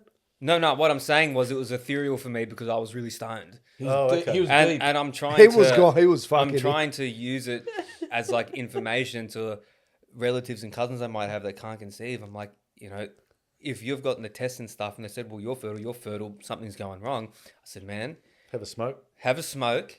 Don't, this isn't, a meeting with the accountant. You don't walk in and, go on top and Unless trust you're and into be that thing. well, this should be our first child. And then you Textbook. hop off. Or you walk in, I'm ovulating at this time, so you got to fucking come at 10 o'clock exactly. I want because you to the full sit moon behind and the the tides desk. and there's a breeze. And I said, no, like That'll affect my performance. Like- I want just- you to address me as sir. like just smoke, Yeah, you got to and let relax. it in touch with the universe. Yeah, but you got to remember, Yeah. like, you're going, you actually, like, just, I can't wait to make this kid. Just get into When it. you look at ice addicts, man, I think this is why they had to because stop it's this. Because why they just they- let go. in depth. Look, It's so when you Where do orgasm you get this on information weed, from? oh, it's a different feeling, dude. Simon, Sorry, what did you say? Crazy Simon. Remember I told you about Crazy Simon? Simon. The guy that told me that if you're what he going in to procreate and you're thinking of something that isn't just your wife and your seed, your festering seed in her belly, then Your kid's going to be a your kid's politician. your kid's gonna be a degenerate. It's going to be Brad Hazard. So I kind of said I to do him, believe that. Well, so I said to him, so who was your dad thinking about? I don't know who, Hey, fuck- look at- my, I don't who know was who my Simon's dad was dad thinking about then? man. He's fried. Your dad was thinking, someone look after him. He was thinking of No, but fried people do Pavarotti. have this very, very, very tiny like semblance of like Breaking out of the matrix. yeah, because you remember Daniel when we were on happens. mushrooms. Oh, dude. And I remember telling you that I was just muttering to myself the whole time, like muttering like a fucking crack addict. But in my head, it was making so much sense. I'm like, man, Yeah. I'm making all these connections Yeah. that are here. Yeah. And then I just kind of look at Serk and he's just like, so I'm like, Serk, are you getting all this? He's like, yeah, I'm getting it. Like, just keep going. But it is, but you get really in touch. But then when you see crack addicts walk around the train station, they're like, fucking Steve owes me this, he fucking owes me that, and his mum's fucking, she's a bitch, she's a bitch. Like in his head, man, he's coherent and articulate. But to us, he's just like, yeah, but Yeah, if you but sit we're down and talk to sharing them, society, so yeah. I you don't sit and agree talk to with these guys, though, they make sense, man. for a it. minute, To you, maybe. For me, I might get you, dude. until you regret fucking asking him anything. They're just 'cause you not can't- plugged. They're not plugged So in. do you want your beard trimmed as well? You fucking. We had a crack addict come in once. All right, no more drugs. We had this one grunt come in years ago. He was so fucked up in drugs. He was trying to convince, I think it was John, just so happened to land in John's share. Like, he just attracts all the druggers. And he started trying to tell him how he created Westpac. He created Westpac. They stole his idea. Westpac That was is so fucking good. They probably- 1890. they And probably I'm like, did. So I said to him, how old were you then? He goes, bro, I was only a teenager when I thought of it. He possibly did. He didn't realise the banking system's been going on for time. Well, to He wrote it down on a napkin. Well, and it's was funny. like, oh my god! I had this other weirdo come in. I hadn't seen him in a long time. He was so weird. Always smelled like paper bags. He would come in. He was bald, and he'd be like, it's like a zero all over, please. But then when he hand you the money, he'd be weird. He'd be like, Oh, okay, so he's programmed. no, he's odd. But then I started speaking because then I would like the weirdos. I just don't speak to him. So then I started speaking to him, and Customer service. Customer service. I'm very picky. Sorry. With It's who half our clientele, Aska's gone. I've retreated from the world a lot in recent months. Oh, Noticed. But they are no. So I remember I spoke to him, and he was like odd, like someone that would shower in the dark or like something. I'd Fucking, do that. Something weird like that, but have some fucking quirk. Like I don't know, like puts his left sock on, then his left shoe on, then his right sock on, then his right shoe, like something fucking weird like that. Is that weird? Yeah. I do that too sometimes. There you go, I'm a man of habits. Paper bags. And then but so anyway, he was telling me that he actually thought of this alarm system, this ingenious alarm system. That the guy he was working with stole his idea off him. I actually probably believe him. But the thing is, he wasn't addled. He was fucking weird, but he wasn't addled. And he's like, we used to be like, I had this really good idea for an alarm system. The guy that was with me stole the idea, left me with nothing. Now I've got nothing. And then What a story. yeah. Get him on the podcast. Dead set how his life changed like that. And then I remember he was always so super weird, like because when you're sitting out the front, I'll just watch everyone. I watch people, and kind of just look at like just how much like suffering just oozing off everyone. And then he would get his lunch. It'd be a kebab in a plastic bag. But then he tries to cover it so no one knows it's just a kebab, and it has it's just He's hiding just shit. Where's going to weird, hide his brown paper bag? just weird behaviour. But where does that Weird come from? behaviour. Well, I mean, It's the same as the muttering crack addict. To him, Yeah. I'm the weird one. They're in a different world, man. Yeah. They're unplugged, mate. Well, it goes back to this whole Matrix I stuff, think right? I'd rather be plugged. Yeah. Don't knock it till you try it. Any fucking junkie that's like living. Oh no, because we had a guy that was working for us for a long time that was like a functioning drug addict, but he was on and off all the time. And I remember just like asking him just like what's the appeal other than just just sensory receptors like dopamine addiction, like because I've had like drug addicts come in. I have one of them that's coming in now that just said he's relapsed. And I know he was a heroin addict. And I tried to ask him why. And he goes like, he says alcoholic. He was a heroin addict, ice, cocaine. Fuck, done it all. Yeah, he'd done it all. Yeah, he's fucking And you'd never pick it. catch them all. No, you wouldn't saying that. You wouldn't see it. And he goes to AA all the time and stuff. He goes, I just had a moment of weakness. But he goes like that addiction, like it never goes. It's your receptors are constantly itching for it. And so I said to him, I said to him like, what's it like doing heroin? And he just like inject it, and he goes, it's like being wrapped up in a warm fuzzy blanket, and you just you're off in the clouds, right? You're loving it. But he goes, I actually go to the gym. I said, so what? You don't have to just go to sleep and pass out? He goes, no, I can be awake. I can go to the gym. I can do all that and be like totally fucked on heroin. I said, okay. So I said, what is it? The second time round, he goes, a shit. He goes, you're just chasing the first time to the point where it doesn't even feel good anymore. And so then, all right. So I had this this nurse come in, this male nurse come in, worked at emergency. And I said, do you ever have drug addicts come in? He said, yeah.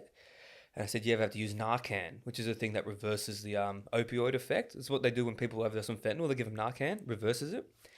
And I said, so what do you know about that stuff? He goes, you touch heroin once, touch ice once, meth once. He says the brain chemistry changes fucking immediately and never goes away. Wow. Like you can be sober for 15 years, but relapsing is like a constant, which is why these things are so fucked. And just before we start, because we all know like the Vietnam War was just to control cultivation of poppy heroin, and he goes that I think in his dad's generation, he knew people that were coming back from, he was telling me how AA started.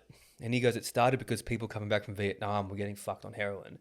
They were coming back and they couldn't readjust. So they just started doing all this stuff. And that's eventually why they created the Narcotics Anonymous and Alcohol Anonymous, because of what you said, soldiers coming back, spat on this on and you do it, fuck it, man. And that's why they created AA. That's what he told me, because the soldiers back from Vietnam were coming back opioid addicts. Very Fuck interesting. yeah, that's right. Do you reckon? Sorry, do you reckon they'll go do the whole war thing on battlefields now? It won't Like- be fought. like- it like won't be this? fought. It won't be fought that It way. won't, will it? Well, the thing is, it's being fought You're like always that gonna in need- every other place You're right always now. going to need ground troops, but by the time the ground troops go in, it's decimated. Yeah. There's Yep. drones Bombs, and drones, stuff now, all man. changed. Yeah. No more cannons Sound. and muskets. Vibration weapons and fucking. I don't think No, they I need just- to. I don't think they need to. The War headline really carries upsets me. more. I can see why they're being fought. Why they're fought, who gets to gain from them, Oh, the yeah, amount of yeah. suffering. You know, we've had enough wars to realise that there is no winner as people, and why we follow those who want us to take us to war. Why don't we rebel against them and say no, we're not doing it? But wars have never ever been fought in for the benefit of the collective. This is why I always hate it when people refer to, like, even the World Cup's on right now. And Go I'm Italy, like, by the way. Yeah. Forza Italia. Nah, Yeah, that's they're in the that's World sad. Cup, That's, man. They're yeah, smashing that's it. sad. But go on, But these guys were saying to me, like, "Oh, are we gonna beat those fucking Yanks? We're gonna beat those Oh, fucking yeah, that Yanks." was shit And I, game, no, but for me, Horrible. like if someone tries to make a joke like that and I don't find it funny, I'll just I'll let them laugh and I just won't laugh. And I'm just like, you do know that you have to separate the population from what the government's doing, right? Yeah. I said, don't typecast the whole fucking all the Arabs, Palestinians. I said 99% of them are not in on this. They're literally just the ones with their houses getting blown up. So I said, don't do that. Do you know what I mean? Don't say the Yanks. Say Donald Trump. Say his cabinet. Do you know what I mean? Like, don't fucking Secretary say- of Defense. Yeah. I don't know. just say all that. He's like, oh, yeah, fair enough, whatever. But I don't like the people. They don't want it because for years and years, and you could think America went through World War One, World War Two, Korea, Vietnam. In the space of 30 years, they had four major wars. And the thing is, they're creating this false reality for the people. It's like, let's take our World War One vets. In Australia, they've been immortalized as heroes. Because the narrative surrounding them is fought for freedom, fought for honor, fought with bravery. Now, we know in hindsight that there was no risk, that the peril that they've catastrophized that they're protecting is just completely manufactured, right? Yeah. So they're fighting for something that's just a headline in their heads. Like I said, headlines are fucking more dangerous than bullets. And this is why I've got such reservations about Anzac Day and how we remember them, because we're essentially remembering people who fought for an illusion that they thought was real. Now, and this is the thing, this only comes from a place when you realize that wars are just complete fabricated, elaborate chess games, and that we're the pigs that get swallowed up, and they make the moves, and the board moves, and everything changes. But you need to have your sacrificial lambs. And the only way to make it acceptable to people is to create a myth out of the people that fought. When really it's just these poor guys just died like pigs for no fucking reason. They did. And then we say every Anzac Day that they sacrificed themselves. Like, for what? For you, for your freedom. Okay, Craig, why don't you justify that for me? How? Well, because they went and died. For what? For your freedom. You're just fucking repeating your answer. You're not elaborating anything. And when you actually try and get someone to rationalize this point of view, immediately they get angry. You stupid wog. You're not a real Australian. If you hate this country, fuck off. Yeah. And this is what I mean about this layer of bullshit between what they tell us, what's real, and what really happened. Because no one wants to think of their grandfather dying for nothing, but it's contrary, right? They're actually trailblazers, because unfortunately they're the ones that have to be the example to show, this is what happens when you fucking believe everything you're told, when you are so far away. How much would they have to sell it to you to make you willingly sign up for that? Do you know what I mean? Yeah. And, how much did they have to lie to him? And imagine the shock when the guy says it'll be a little skip through Normandy with your mates, realizing that, all you hear is... Yeah. And then you have the Christmas truce, World War One, What goes about play newspapers? football with the French. They had newspapers, dude. How they get through to people to recruit? It's just papers, wasn't it? Through fear. Wasn't it? But how do they? We don't have social media back then. Well, it's the two biggest things we're talking about with my great grandfather. It's fear and purpose, and crack those open. they complement each other very well to the sinister to the sinister puppeteer. All right, so how do you get someone to be like emotionally malleable? Is fear. All right, so what does fear create? It can create a purpose for someone. Are you scared of this war? Well, here's your purpose. Go fight and quash it. Yeah. But what do you do when you're attacked? You got to defend. Well, Australia wasn't attacked. Well, of course we were. Were we? Yes. When? Well, I don't think we're defending. The Japanese. That's World War II. Is different. World War One. Well, World War One because we were fighting under the crown. Yeah, which is another Was there- ridiculous. World War II is a very different story, and we have skin in the game because 3 of my great grandfathers were prisoners of war, so I can speak freely with skin in the game with that. You know, my nonna's father was put in a camp. My mum's grandfather was sent, I think, on a fucking train to England as a POW. Apparently had to drink his piss because they were fucking dying of thirst. And my dad's grandfather was court-martialed. You know what I mean? Because they saw, man. Do you know what I mean? Like, this is what it is. You don't play ball. Boom, you're in a fucking camp. Yeah. In a camp for what? And he was actually, my nonna's grandfather was actually politically discriminated against because Italy was fascist and he was a communist. It's actually why they denied him entry into this country, because he was a communist. And we actually think communist is like this really bad, dirty word now. No, man. When really, like, it's I think just, we need one here. you need to just strip coming away. in. Well, it depends in what context it's Your working in, great-grandfather, but in the terms of communists, well, when it's a fascist system and it's not allowing, especially in Calabria, man, where like that's an agricultural state. I think Mussolini would have pillaged it for fucking supplies. He would have been what we call today a Labour voter, and that's what they would have termed communism. Well, in the Socialists. Yeah, well, in Dan the, Andrews. but he was popular for a lot of people that in was the the South ideology. because he he didn't like. he had a proper crusade against the mob, which was a big for the South, but from where we're from, but also like in that fascist Italy, it's almost very similar to kind of how we would want it now. So we want incentives to have kids, incentives to get married young, tax breaks if you do this. That's what fascist Italy was. If you follow all these rules, you will be a proper integrated citizen of this country. But if you don't follow them, then you're fucked. He was a communist, so he wasn't. So you really got to be fucking careful what you're wishing for in these kind of circumstances. But you need the right leader. And the thing is, there are no right leaders. Like, the layer between us and actual change is just layers of shit, which is why, like I said, I've like retreated from it. And I just don't think about it anymore, which is why it's hard for me to come to the table with political discussions, because we might as well be discussing the Kardashians. Oh, yeah. Do you know what I mean? I'm in agreement with you in regards to what you're saying about Anzac Day, but to me, it's one of the most important days on my calendar. Absolutely, but important for different reasons I like to the way you different think people. about Open on an Anzac Day, and even though, as you're saying, they were misled, which they may have or didn't have. Misled, lied to, blatantly.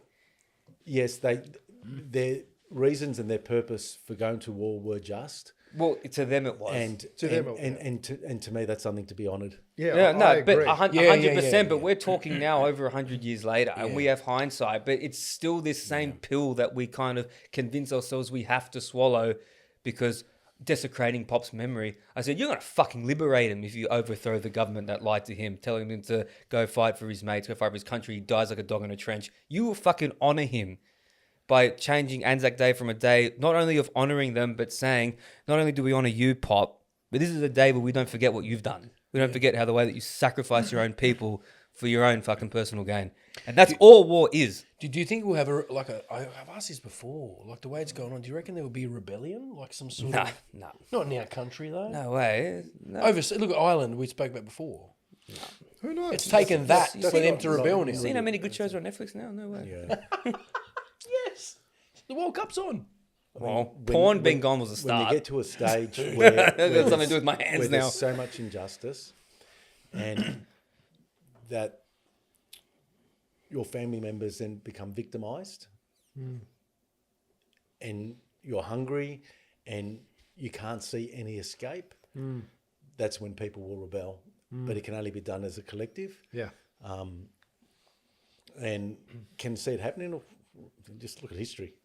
It happens all the time. happens all the But would it happen here in Australia, though? We're like a new world. Australia's in. We're a new world, man. We're up for the taking, mate. No, I think know? I agree. In Australia is a new world, but I think Australia is What are we, dude? with the lab rats.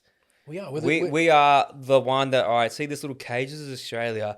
Feed them this, how do they react? Give them a bit of this, how do they react? Okay, so we've pretty much shown that they'll essentially fall for anything. Now that COVID's gone, they've already seen that a lot of and this is why we're talking about this today with a client. This is why I've kind of garnered a different kind of respect for the greasy wog, the dodgy lebo, the fucking Chinese guy that's getting fucking shit shipped here, selling it cheaper. Those are the guys that are you're going to want to be friends with when shit goes down. And we've kind of grown up to demonize. Yeah. Like imagine what I'm saying. demonizing someone that doesn't pay his tax. It's done a flip. Fuck you! Like you want to be that guy? Don't lie to Yes, me. Yes. You know what I Can mean? I put a spiritual perspective on that? Sure. Of course. Namaste. So I think what we're seeing now is more spiritual warfare than Yeah. than Yeah, the there's other domination of the warfare. spirit for sure. And I think as individuals, and hopefully that leads to a collective, because it has to start individually before it can even evolve into a collective. It's choosing to live a different life, and through those actions of living a different life and the way you want to live your life, and through actions doing that, is rebellion in itself. Yeah. Do you have to take up arms in defence? Every man and every woman should. But there are other ways to achieve the same objective. There is. And that's just living your true life. And it will become infectious. And people will then try and emulate those who choose to not turn on the telly and listen to everything they've been told and create their reality through a different lens. Go out there, play with your kids, walk on the grass, go to the have beach. some kids. Well, Every morning I do that. Well, it's true because they also thinking that the people that are super invested in the headlines and the news, they're watching it, like the people that are addicted to the breakfast shows, like the news, right? They're kind of like saying that their character is elevated than that of their neighbor because they watch it. They're informed. All right. So what's the benefit of being informed? I'm aware. What's the benefit of being aware? I can help others. Are you helping others? No. All right. So what's the benefit? What's the benefit of being informed? Right? Because the more we know, the more we understand, the more we can save the world. All right, Daniel, you're a self-proclaimed Gnostic, right? This world is not meant for us to save. We should be Love you, Aidan. elated in the fact that this material world will be destroyed. Yeah. It's not meant for us to be saved. No, and this is From the Gnostic thank you point for of bringing view. that up, man, because like This is the material world. This is the demiurge's world. It Why are we is. trying to save it? and it's really good you brought that up because like going away on this Camino, obviously, I know lots to go on about it. By having those 2 weeks, especially we had 4 weeks, but 2 weeks not looking into the politics, the world issues. I took Insta off my phone. I told you. Yeah, Same dude, thing. everyone from overseas. I met everyone from other countries. We just went there and lived every day.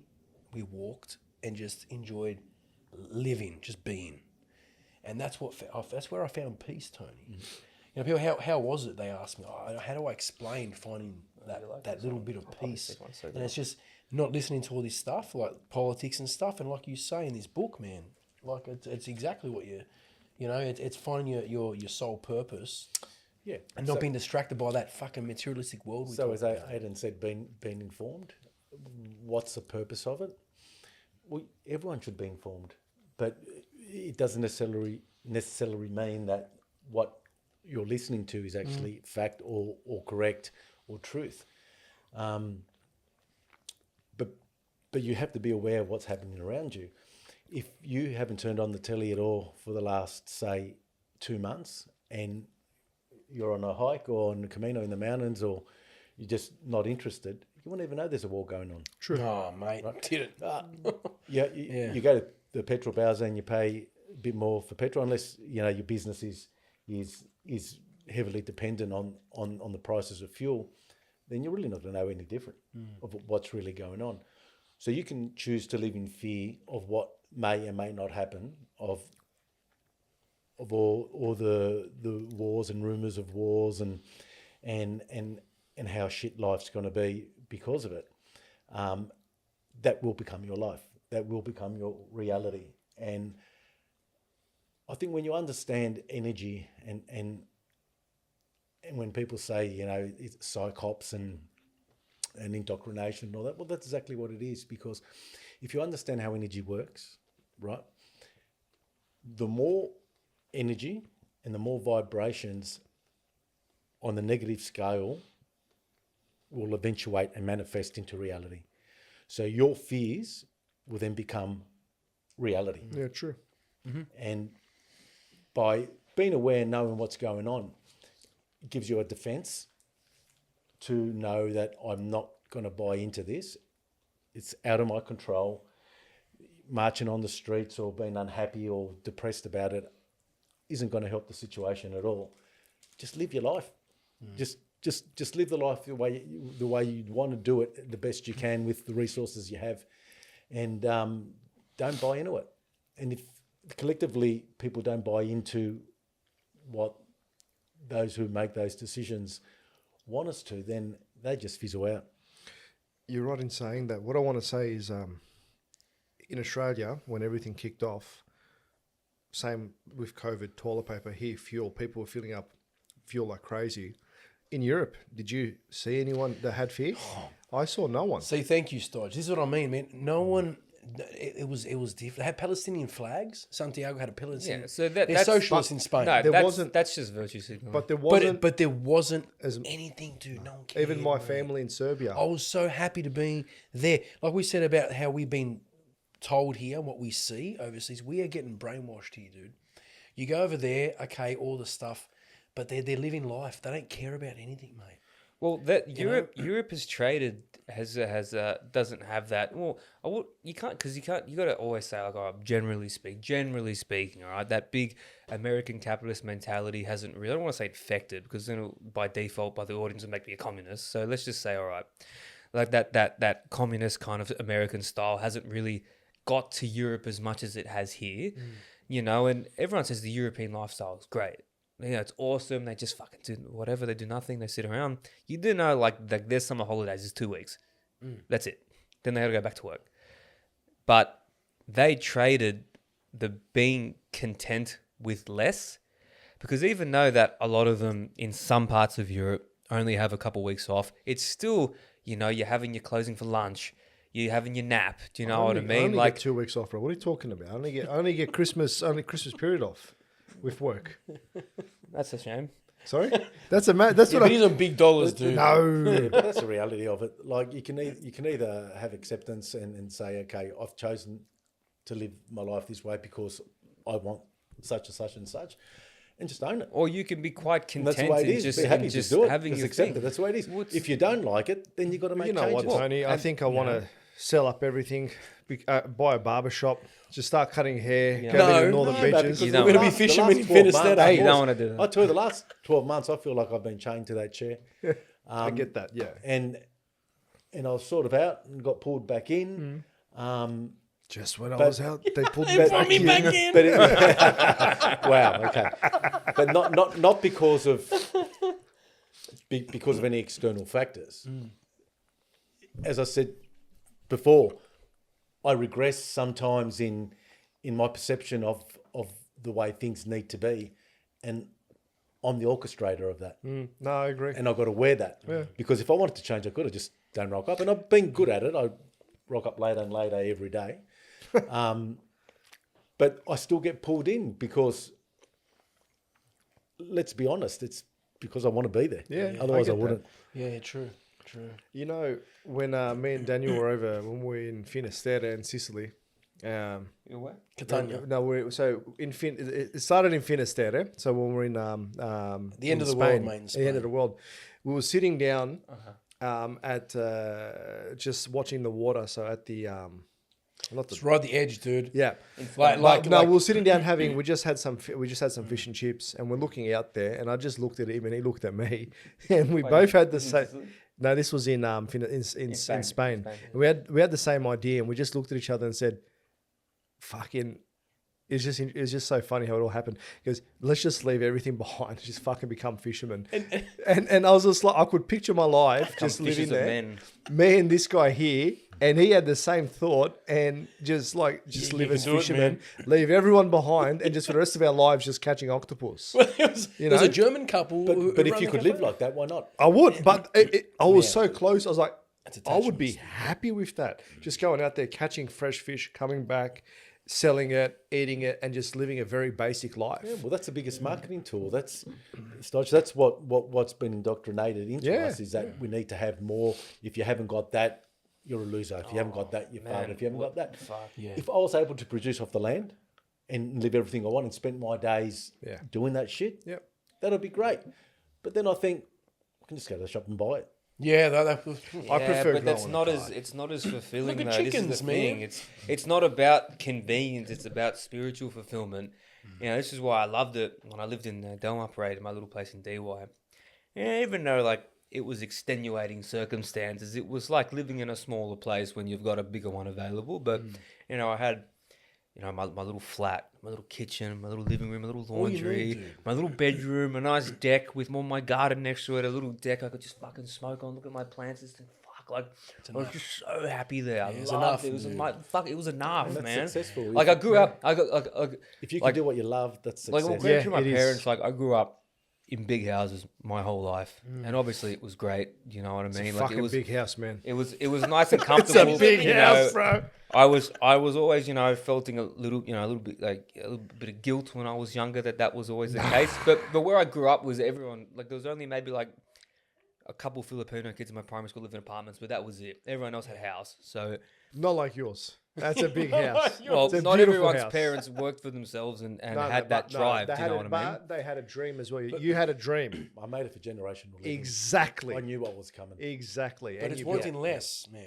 But Yes. yeah, but that's the thing. You know, I felt guilty about it for a long time when I was young. Then after being in the business a decade, I don't feel that guilty anymore because I'm contributing to it. But it was just like especially when I had my journey, my hero's journey on the shrooms. Mm-hmm.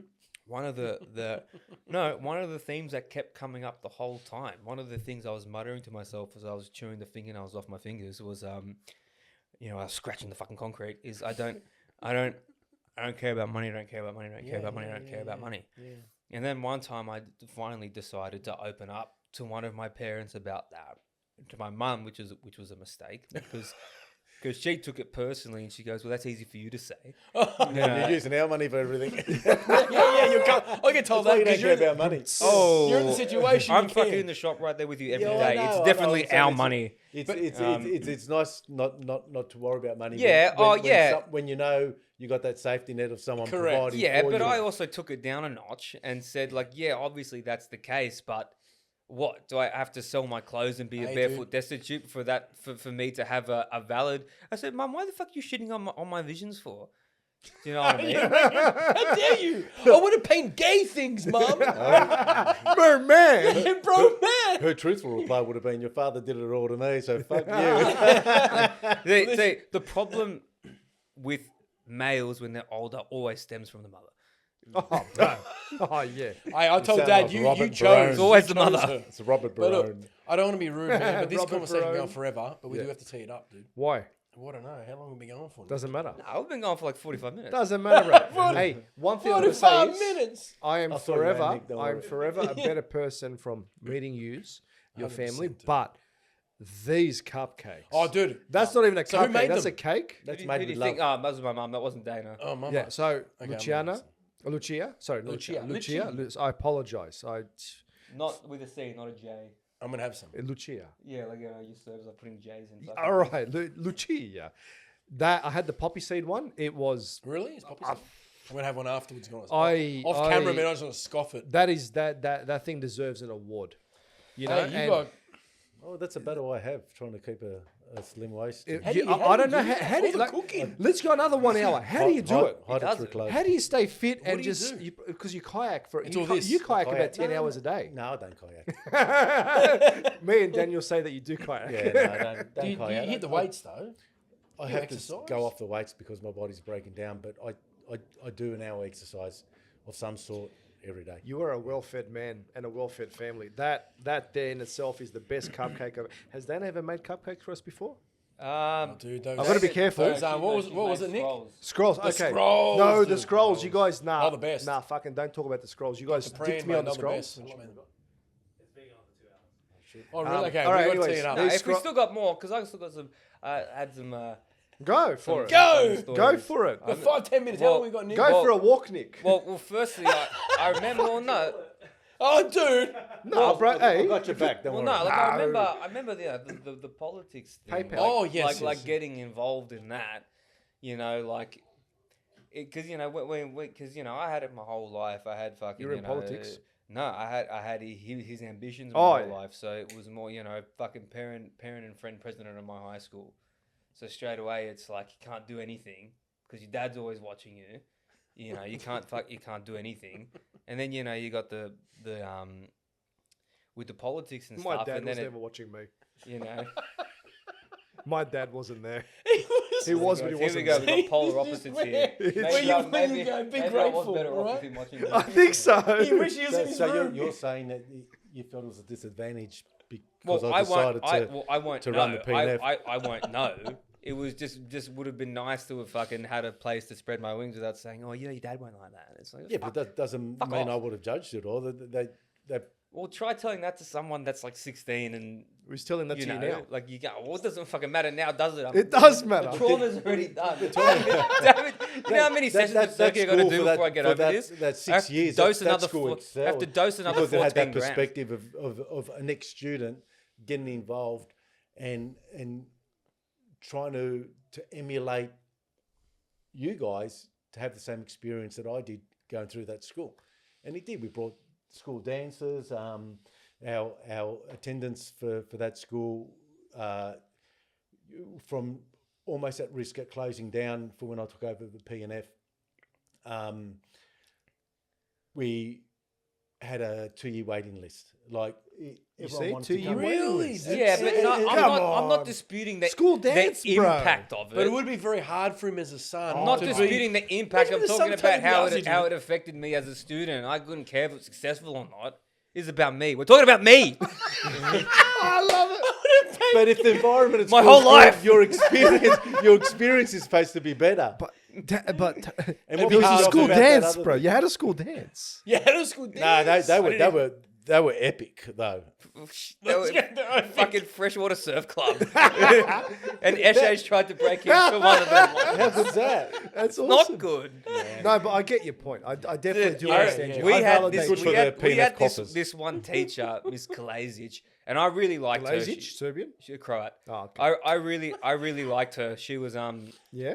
plump woman, but she was very devout. She smelled like paper bags. No, she smelled like the Don't fucking say what you smell like. We're not interested. incense from the church. He's a sniffer. Glazed donuts. No, incense from the church. Oh. And no, but she was like very motherly, like very. I really enjoyed my time with her. She was a good. She was a good person. What's that funny? Wait a second.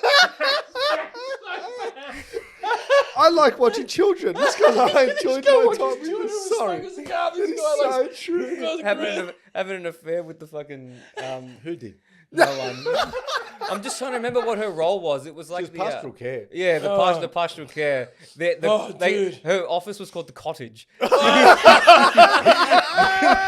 There was this fucking, I don't know, this fucking like pedo parishioner back in the day called Edmund Rice. The whole school was full of The pedos. Edmund Rice Cottage, and you go in there. He's like, "Who wants to join me in the cottage for an afternoon tea?" I'm like, "Me." And so I go in there, and then like it's one of those things because she was a bigger lady where she'd put the sandwiches down and be like, She was "There full you go." flirting with you, Oh, man. fuck, like they're massive. serious, But anyway, Yeah. but Man, so many regard- stories. But but anyway. regardless of all that, she was great. I really enjoyed my time with her. I got to do so many things with her. Like walk into that one. Like no, like I got to go to we went on a trip to like a Cambodia trip. We went to Oh, Cambodia. Just her and I. No, we no. So we went with the school. The other people. Was that this were- when that you were were P&A, involved. like when you're on the Yeah. board? Went So to you helped Cambodia. facilitate this. No, it was already in place. It was before you already were in there. place, but we it drove provided out the to funds. He just got the funds for We it. bro. drove out to Broken Hill and did like Indigenous liaison and stuff. Like it was mad. Like a lot of doors opened to me by working with her, and she was a little bit like every time she'd come up on assembly, you'd hear this collective groan around the whole student body, because if it was like something that she thought was like a very reverend kind of thing, she'd kind of walk up to the podium like. And then everyone just be like, I can't listen to this. I can't listen to this. Fuck, I love this school already. And so anyway, she used to chaperone these dances. And I remember Not there my were, ones. yeah, our ones. Really? Yeah, she'd come and help in the kitchen. Well, I Oh, couldn't, yeah, I sure. couldn't even enjoy it They because had I was helping in the dances? kitchen. No, all the teachers used to. They loved it. Like I was helping in the kitchen and stuff, like, you know, money for the little tuck shop they had and stuff and whatever. And I remember there was this one kid in my school, another Italian guy, who ended up hooking up with a girl right in front of the canteen. And I mean like hooking up, and I mean like groping her ass. And then like everyone's kind of like just, you know, because not many people hooked up at these things. So Yeah. he's like gnawing on this chick's face, and I was trying to change that. he's got an ass. Yeah, Tom's He's got his actually- hands full of cake, and then I'm just there, kind of watching him like there, like that's it, like good stuff. And then I see like Calais just looking over there. She's just like, this shouldn't be allowed. This shouldn't be allowed. This is not right. This is a school dance. And I'm just like, miss, this is like. That's why people come. This is darling. why Sorry. people come, miss. And she's like, nah, I gotta have a talk to your dad. This is not. To your dad. Oh, she wouldn't have liked what she heard anyway. Well, but regardless, so then there was that, and then we move into the politics thing, and then, you know, it's like, all right, well, instantly it's like, you know, you got to behave like this, don't do that, don't say anything, and then, you know, you're having all these, you know, and like now I feel really bad for kids that are like fucking queers that have parents in these things, because like they can't do anything, so. So because my involvement in politics, you felt like then Well, you not, were under well, the not so spotlight? much then, Yeah, because I probably, wasn't of really course. doing anything then, but it was more just like Didn't you like handing out pamphlets? no, of course not, getting abused by I love every. this. I love this dude. Getting abused by all the boomers that fucking would walk past, like, because you know, because for me, like back then, because I had my second job at night, you know, so I was still kind of like an apprentice, like 5 years in maybe. So if someone said to me, all right, you can stay at work or you can go hand out pamphlets at the school, I'd be like, fucking see you later, I'm going to hand out pamphlets. Fuck these people, I'm going to go hand out pamphlets. So, but then, you know, as soon as you get there, it's like, oh, hey, you know, vote for Liberal, and then someone would be like, oh, fuck them. You know? I sort of agree with them now, but anyway. And then It's I'd a be photo- like, it's I'd a be photo like, of oh, Tony I'd Biasi be in like, his- in I'd be his like, oh, swimmers. I'd be like, oh no, but my dad's running. You'd be like, well, you know, But that's my dad that you just said my that about. that's your Daddy. dad there. Well, he's a part of the problem. And then, Oh yeah, That's that my would've been daddy. tough. That but would've been then all tough. these His people office as at the well. Like, cottage. so some people would indulge you, be like, all right, so let me see who's on this, and I'd be like, well, this is my dad. You know, you'd probably know him from barbershop. Budgie smugglers. And who's this guy that he's running with? And I'll be like, oh, his name's Vinny, and he's like, oh, isn't that the guy that embezzled $1 million from the council? I'll be like, I don't think so. He's like, yeah, nah, fuck that. I'm not voting for him. That guy's a thief and he's a crook. Wow. Where are my council rates going? I'm like, I don't know. I'm just handing out pamphlets. Well, you should know. Who am I voting for? I said, whoever you want, you know, just don't worry. It was just abuse like that. Yeah. And then we'd kind of, you know, he would host the parties, you know, like the branch parties where everyone comes and Fundraisers. They're fun, though. Fun. No, they're not. No. So Yeah, no, they were. I For you, didn't. it'd I be didn't fun, find it'd them be cool. fun because, like, to me, like, I just like kind of hate it when Part of it. Because that teacher people wasn't like there. come into your house and all these kind of these like very low level political types just kind of like have this. Peasants.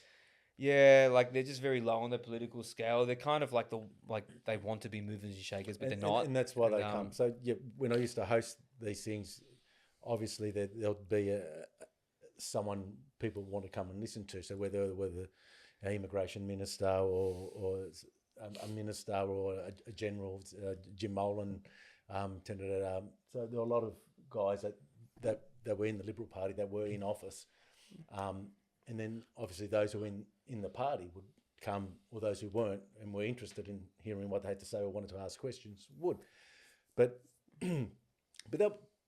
that was one part of it. Like that's sort of what you need to do so people get to know who you are, because at the end of the day, the Liberal Party at the time went under a democratic reform system where every member was then allowed to vote for pre-selection who you'd want to represent you at the elections.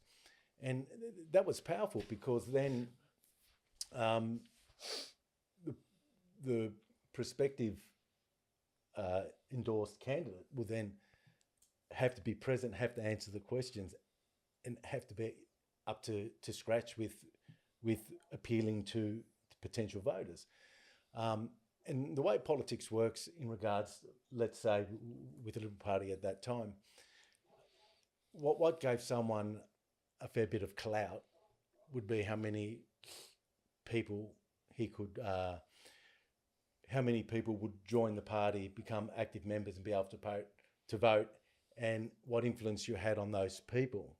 who respected your judgment and who would trust your counsel in what direction a vote should go. So firstly, my belief is, as Aidan said, people go, I'm not voting for this fuckwit, I'm not voting for that fuckwit or whatever because they felt obliged to because they had to vote. The thing is, if you have any interest, if you have any suggestion, if you have any query about anything in politics, then you have to be part of that process. And the way politics works is you pretty much need to join a party and be part of that process to be able to then voice your opinion. Because if you're not going to go to that kind of level of your own time to do that, then you really aren't in a position to actually have a say. Yeah, true. Because you might have a comment that could do this better, do that better. Well, there's a lot of people there that are giving their valuable time. Who are you? Going to branch meetings, putting motions forward, voting on how they expect their representatives to vote and to behave. Now, most of the people in that I say are career politicians don't like that because they know who they know those people vote for them, they won't ask any questions, they go about and do whatever they want to do. And, it's all about wheeling and dealing, I guess. But the end result, the benefactor has to be the constituents. They have to be the people that you're representing. Well, but this is why I had qualms about it, because it never was. Ever. And then every time we'd have the people over, not only do they all stink of entitlement, but they just, I just hated how they walk around, look at the food, and like, oh yeah, what are you're gonna finger every fucking meat pie there is, bro? You're gonna take one. Because but then also, a lot of people wouldn't have seen the hospitality but then also shown at any of these events. But you're doing a speech. To them, it would be very. You guys very are putting it on. You guys, this it's was at our house. so that means your mum was really? cooking. Everything. Of course. Bro, who's And who's who do you fingering think- those? who do you- That's the best food you ever had. who do you- What who do do you you expect think- people to think? They never would have seen shit like that. I would have voted for you straight away. Went up to her and said thanks.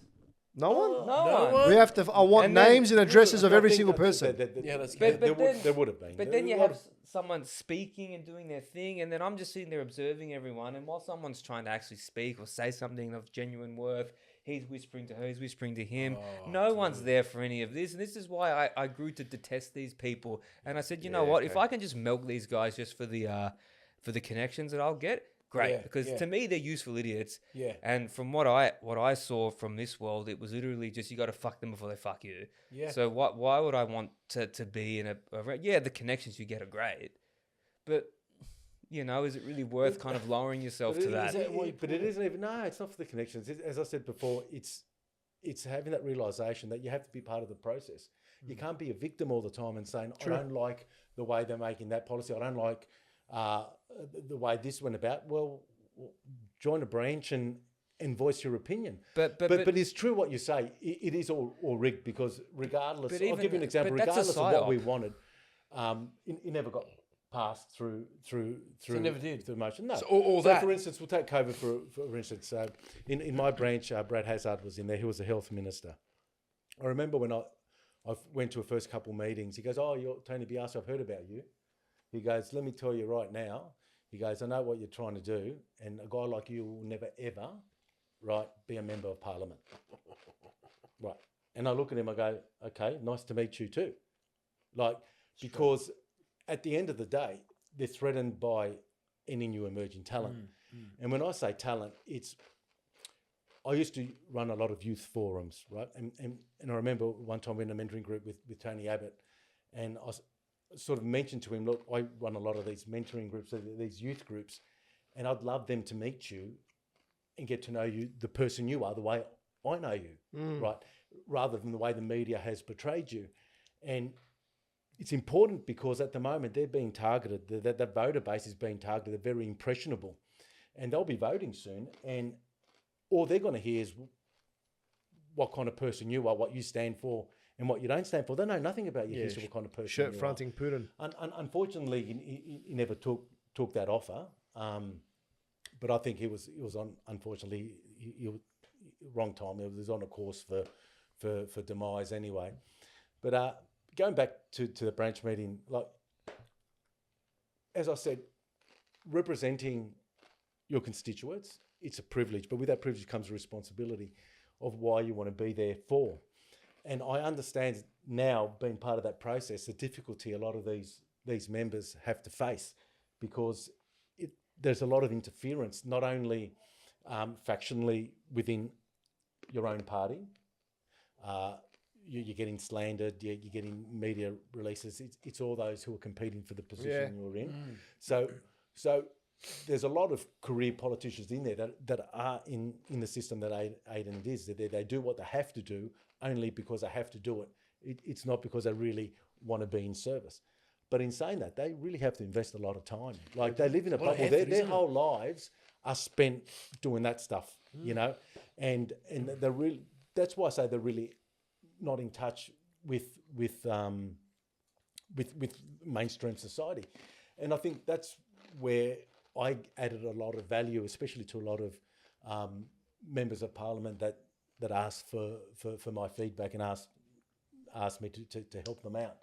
Was because I'm part of that every day in the barbershop. I hear what people were saying. I understand what their fears, what their challenges were. I had a level of trust in my community, being involved in a lot of things, as Aidan highlighted some of them. Was that my intentions were always to be able to provide that link, to be that conduit from the people to those positions of authority, and pass on that knowledge that maybe may influence what policies they might introduce. But being involved in it for so long, I realised that if I stayed in that environment too long, then I will go against every principle I stood for. Sucks you in, man. And I didn't want to compromise myself, not out of self-interest. You know, if I wanted to go for a seat or run for a member of parliament, I would probably have to do some deals with people that I really don't like. Yeah, see, that's shit, dude. And That's why you can't do it. And I think COVID, you can't. I couldn't because I'd rather be with my family and work at my shop rather than do that every day. I'd vote for you, Tony. Well, I know you would. I'd vote for you. I wouldn't know what benefit I would do look, to you. mate, You know, I'd become one of them, and then everyone would despise you me. wouldn't have because I become wouldn't have that. a choice. Otherwise, I'd be gone. You would I be wouldn't. gone. I wouldn't be able to be in that position unless you sort of towed the line, the party line. And I didn't mind. And I didn't mind towing the party line, because when I first joined, I believed what the Liberal Party stood for. I still did just before COVID. I believe. You know, Scott Morrison got in, It's all the same shit. wearing all the same hats. Morrison But was one of the worst, but anyway. yeah, he is. I like Tony Abbott, but any man that can organise a school dance of that success, But I would vote for But that before that person. school Tony. dances, you know the blue light. Do you remember the blue light discos and all those things? That was me. Even the name disco. That was Discotheque. me in the younger. We used to get 3,000-4,000 kids. In my Discos, heyday, mate. Discotheque. I used to love that stuff. See, what do people go You to? couldn't fit Nick? 4,000 people into that circle. So I'm going to bring Nick into this. it was What do Kramer. people go out now? Kramer No from Houston. discos. Where do you go out, We're Nick? just about gone. But I'll tell you what, I'll finish with one story. Go, tell us. I'll finish with one story. No, then I Wait. got one after. I'll finish with one story in regards to that. When I knew this wasn't for me anymore. Yeah. Right. I'd rather spend my time with my kids. And there's a million of stories like this, but this one stands out a lot. You'll be back anyway, man. Because when, part 2, mate. as I said, when you hold someone in high regard because they've been a health minister for 20 years, you don't get to do that unless you're a good politician, a good member of parliament for your community, right? But at that time, I tell you, COVID came. Aidan was going to get married. There was this lockdown looming. All the weddings were limited to 10 people, 10 right? people. At that stage. And I said, look, my son's getting married. But we were always at loggerheads. So there was a lot of things I didn't agree with, with the abortion stuff, with a lot of stuff that we put forward as motions, but it never got carried on into the parliament, into the lower house of the So much motion. energy, man. So they all voted block, and I thought, oh man, okay, this is not what I thought it was. But I put it to him. I said, look, my son's getting married, right? We can the wedding, but your invitations are out. You put this new curfew on for 10 people. I've got 10 people that live in my family under the same roof, right? But I still want my parents to be there and my in-laws, and why can't living under the same household be counted as one person, because we're all mixing with each other fair anyway. point. And he goes, it's because of you people, Oh. you ethnics, that have to kiss and cuddle each other and hug each other all the time, that are spreading this bloody thing.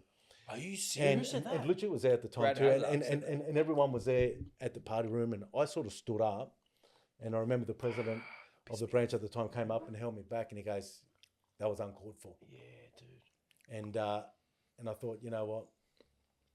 I thought, if I have to spend the rest of my time, and this was what going through COVID, what we went through as a business, like it was the first time in my career where I was helpless, where I thought I would lose everything. I thought I've got 8 people to support. It was bad. No one's earning any income. Wasn't only allowed, obviously like everyone else, not allowed to work while it was lockdown, but I wasn't allowed to go back when we did, because I had a health condition, and I wasn't able to. I wasn't ready to take the jab at that time, because the doctors suggested to me don't, because it's unknown. We don't know what the reaction's going to be. Good doctor.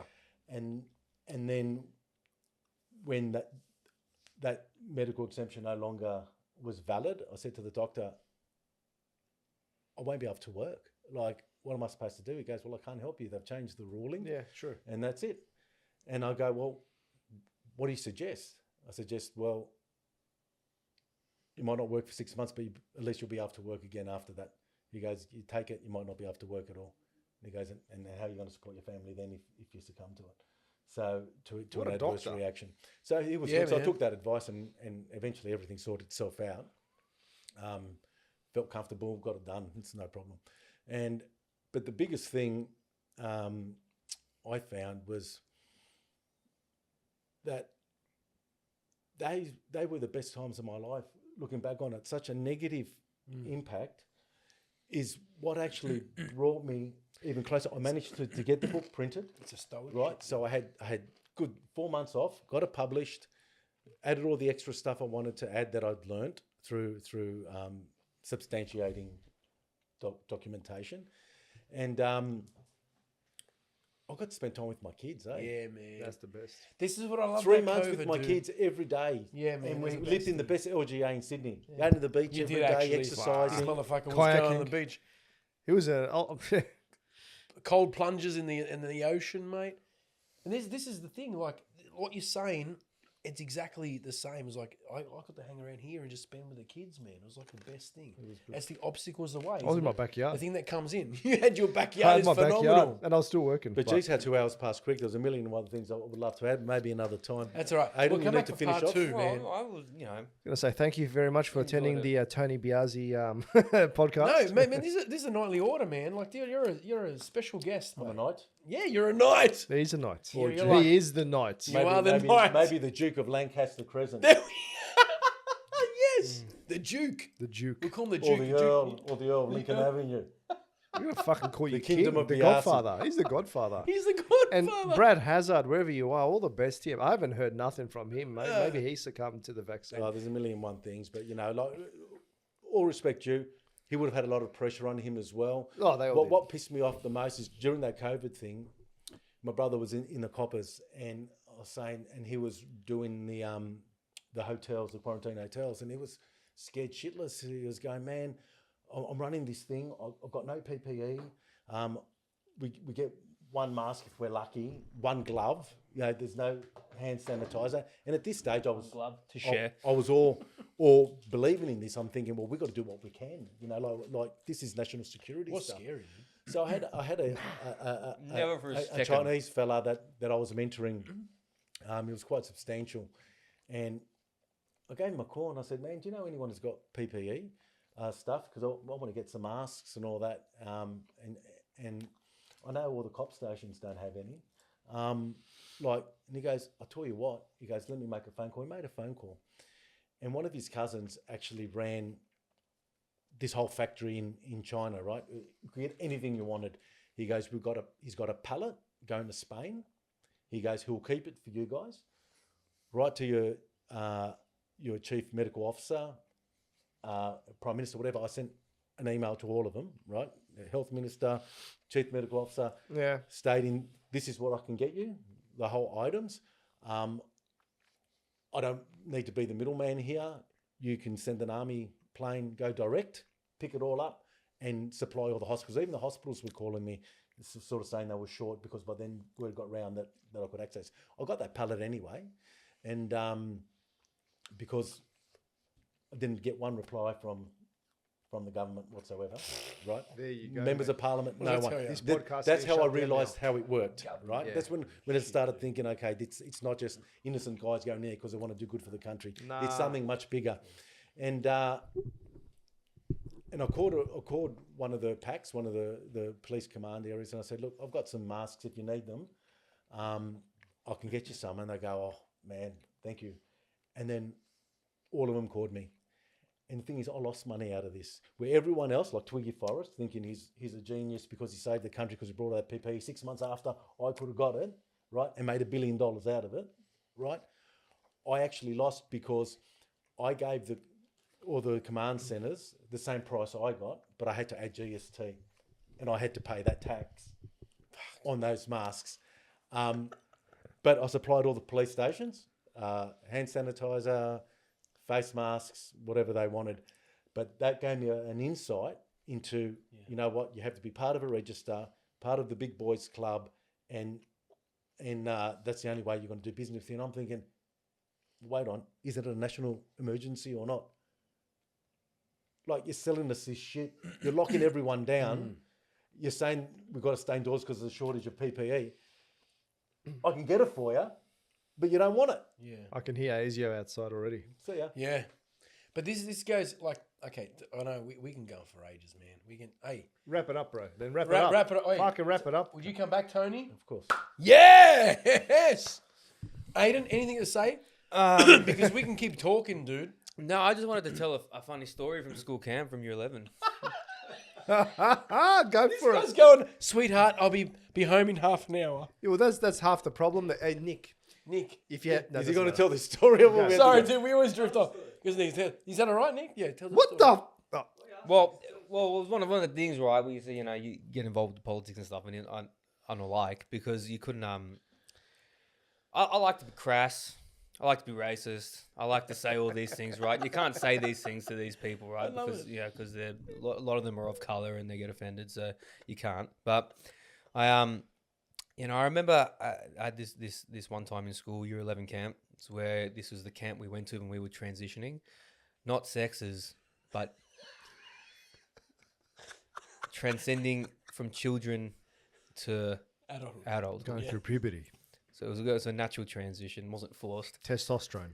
And it was where the parents wrote notes to their kids, and all the kids went off and bawled their eyes out. Whatever. I'm getting old. I'm in year 12. I spent fucking the last 12 years learning nothing. And then I remember this had a big indigenous kind of thing, right? Because I Indigenous kind of thing. yeah, no, the camp did. The camp had indigenous always spirituality has. into it. It But was the state thing of is, origin. but I'm gonna start off by saying that I actually enjoy in Australia now when you're driving on the Central Coast. There's a big sign that says you're now entering fucking Noongar country. Like I like that. I think it's cool how they put like in my kids' kindy classroom. There's like indigenous paintings and stuff around. I like that. Yeah, it's all right. I find their culture interesting. Yeah. Well, that's all we got here.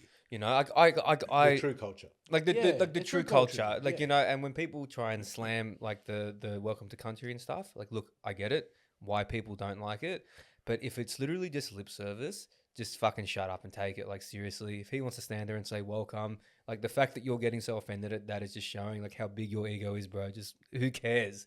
Like as long as they're not making rules saying that there has to be one. If he wants to stand there and say it, man, like I don't get offended. I don't care. It was great to be here. Thanks for welcoming me. Awesome. You still have your house. It's just get over it, right? Get over it. I get it, but get over it. It's the footy. This just shows you where people's priorities are, right? And so anyway, we're at the camp and we're in this circle. The Indigenous call it a yarning circle because there is no one that occupies the power point of the circle. Everyone's looking each other in the eye. And so there was the Indigenous guy that was running it was like, to his credit, was like a darker one. Looked more like a Tongan, but he was Indigenous apparently. and he would he would walk around the camp, like never wear shoes and stuff, and there was a little cottage at the end of this property. It was in Summersby. And not the same cottage as the Croatian girl from school. I can see a theme. Yeah. Just stay away from the cottages, guys. And anyway, he goes, oh, he's the custodian of this, like, you know, he's like, the black guy's like, he's the custodian of this camp, you know, the indigenous accent, you know, he looks after it, you know, looks after the bush and organises the tucker for you boys. And so we're in this circle. And he goes, I'm going to bring him out to you guys now. He wants to meet him. So I'm like, I put my hand up all sass. And he's like, yes, young man. And I'm like, is he a real Aboriginal? How much percentage? No, no. He's like, what do you mean? I said, is he a real one? And he goes, I don't understand. I said, all right, is he a black one or a white one? Like, which one is he? Is he a real one or is he one of the white ones? And he, to be quite honest, my teachers wanted to poke their own eyes out. But this was how I enjoyed it when I was younger.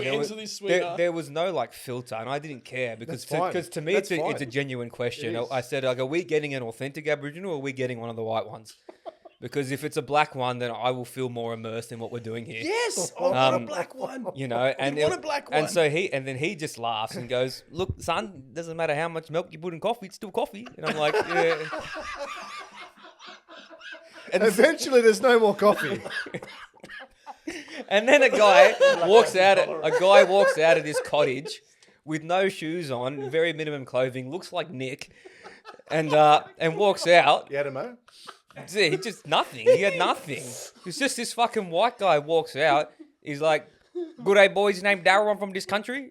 And then I'm looked at my friend. I'm like, "What the fuck? This guy's fucking cosplaying an Aboriginal." And so the fucking the indigenous Tongan guy throws me under the bus, and he's like, "Oi, this guy wants to know why you're not black," and I'm like, and then he goes, "You tell him about the coffee?" And I'm like, "Yeah, I know about the coffee, mate. I understand. You've got a lot of milk. I get it." And yeah, and just to know that I couldn't speak like that these days is upsetting to me because it's great. Well, like imagine, you know, like when you go into Bing Lee and he's like, "I'm Lionel Yee. I'm Yendery." I'm like, I want to do it with Yenda. I want to do it with Yenda. She sounds cool. You know, I had this guy come in once that said he used to work for Bing Lee. No joke, he said that Yenda puts the accent on. Of course. and she sounds like Lionel. Well, I had my DNA tested done, and I. Oh, you did? Your outcome. What are you? A lot of milk. There was a lot of milk. I'm 1% Nigerian. Okay. What else is there, man?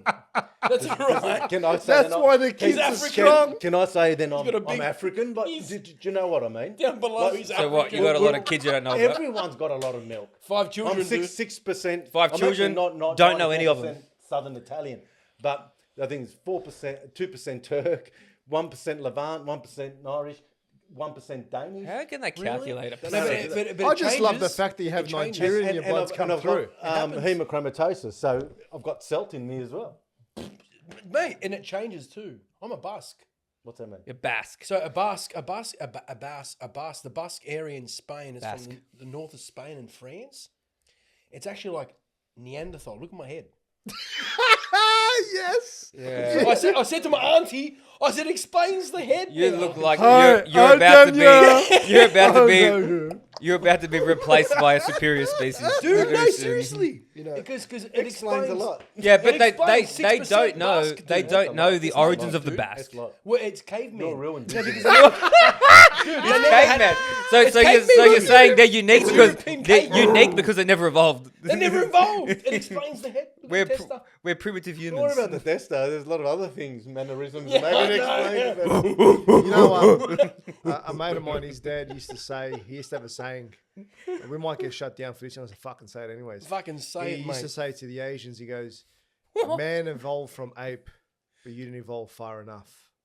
He used to say that. That's terrible. You've It evolved is. far enough. You know, I don't know why. What does he mean by that? Is But, that like their math skills? That's fucking racist. Well, they're hairless. So they evolved more than us. It's different, Yeah, dude. some of I them always haven't. thought Asians have these alienness about them. They always have like one hair. I think we're gonna Like coming to America. No, what's it? No, big Could have a beard trim. One hair. Asians had a mole. And The Asians always had a mole. I I used used to. Mole to. and a hair. Don't you ever remember going to the beach My and seeing name the is Asians Betty. there and always Oh. having like this fucking weird nipple hair, but nothing else? Chosen one. I'm coming. Listen, I'm not racist. I just hate everyone equally. Yeah. Nah, it's we're not. I'm Fucking- racist, and I hate Australia is a everyone racist country. We should be racist. It's fun. Well, you should be. Like, well, we were Well, like, fair enough. We were Dude, I got racist picked on. against us. I Yeah. got picked on. Now You it's got our picked on. fucking turn to Our be turn racist now. to You got someone picked else. on. My dad got picked on. Right? So they were racist against us. Yeah. We're racist against the Chinese, and Chinese can be racist against the Indians. Fuck it. nah, I reckon. We can't do anything now. Fair enough. We get in Nah, trouble. they need to build another detention center somewhere. Like, And you know who's going there? Us. We are. Yeah, this fucking, podcast. fucking happily. Yeah. I'll fucking go there. All right, look. This can go on. I'm They serious. built This it at can go on. Ayers Rock. They should build it there. We'll come back for a part 2. Okay. I think you can turn this podcast into part 1 and part 2. Yeah, no. Well, yeah, but well, Tony, this first special guest, mate, Tony, he's going to come back. Tony? We'll work it out. Yeah, we'll work it out. Okay. We'll speak to his people. Yeah, go I go do for have Prime to, Minister. like, this could go on. So, Brad Hazard's coming for a debate next time. Get Tony I'll Abbott on. welcome it. Get Tony Abbott on. I don't think he'll be interested. Nah. I just want to say, Not unless they go dark side and they got like, nothing left to lose. Then he gets on. He goes, they called me sexist to slander me, but you know what? It's true. And I'll say, Tony, that's why I voted for you. You know? Listen, everything I say has been through my perspective. Mate, That's it. Nice caveat. Can't Other be anyone people, else's. through other lenses, might interpret what I've said totally different. It doesn't mean anyone's wrong or right. Yeah. But the events, But let us know how in the they comments. unfolded is how, through my eyes, is how I saw it. Let us know for the comments. yeah, that's it. I And guarantee just you wanna someone say, in there will tell before you we you're wrong. close up, though, can I say whoever's listening to this, All three of you. head down to what's the barbershop called? Tony's No, barbershop. don't come. No, come on, man. Come on, no. DY. Have a chat. Come and have a chat. Yeah, Come just have a for a chat, chat though. Don't get a mention the haircut. And get a podcast. haircut. Just come for a I chat. want your money. Yeah, if you want to come as get a haircut, pay the money. If you guys want to come on a special What are you guys guest- charging for a haircut now anyways? Not enough. Not enough. Yeah. That's a good answer. This is where racism comes in. All right.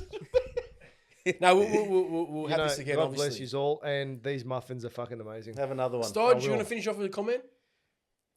Because your Mount Athos was beautiful. Too. Like we- seriously, we- I just we- want to say Really that I jealous love you. of that experience. Stodge, we spent some time together. I love you very much, dude. Step in. We were naming pigeons. We named pigeons. So we had Messina. Yeah. We had who was the other one? We had Pigeonesca. Pigeonesca and then Stepino. Stepino.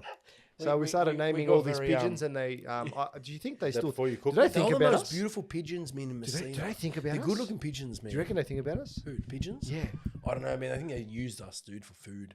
But I know we got to a point where we named pigeons. You man. know, when I was at school, when I was at school at the bus stop, the guy we all saw there was not me, so the other guy saw an Asian woman grab a pigeon, break its neck, and put it in a Are bag you serious? Yeah. That's old school. at Dude. Hurstville. Yeah, That's old school. yeah, it's old school. No, you've ever Troubled seen the guy times. that tried to cook the bin chicken? He's like, I try and cook peanut sauce. Yes. And know the what? neighbor Hey, heard it. buy the book. The neighbor So, heard it. Buy the distressing. buy the book. Buy a book Buy the of book. Daniel. If you No, want s- it, contact Daniel. Contact me, message, D&M, whatever you got to do. He'll give you an authentic copy. Seriously, man, get copy, this book. Copy with Signed coffee by- on there. signed It's a by fantastic Daniel. book. Signed by A. Biasi. No, seriously, good. Oi, Tony, thank you so much for coming on. No, it was my pleasure. Thanks for having me. It's Thanks an for honor, your dude. hospitality. Like, honor. Every time your family's beautiful, and even the though you carry genes. my last the genes name, in the family. I carry Come your on. last name. I actually feel my family went to North. Don't worry about your Queensland as family. well, We're talking dude. about his. No, no. It's the same, I dude. know. No, because I still want to. I want to know there's a connection there, dude. There is, but There not is a the connection. There's all the Neanderthal proof one. there is now. The last 2 There's years. a connection. There's no dude. Neanderthal connection. No. The That's, genes that's the in that Spanish side, the dude. genes in that family, You're just showing us how far we've come. Dude, I'm like not far you enough. know, You're not I'm like the old Asian. You DNA haven't there, gone far bus- enough. bro. Anyway, thank you so much, Nick.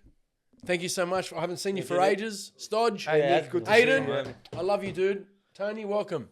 Next time, thank you so much, guys. Thanks for coming. Come down to DY. Bye. See you Bye. on the shop. Later. Bye bye.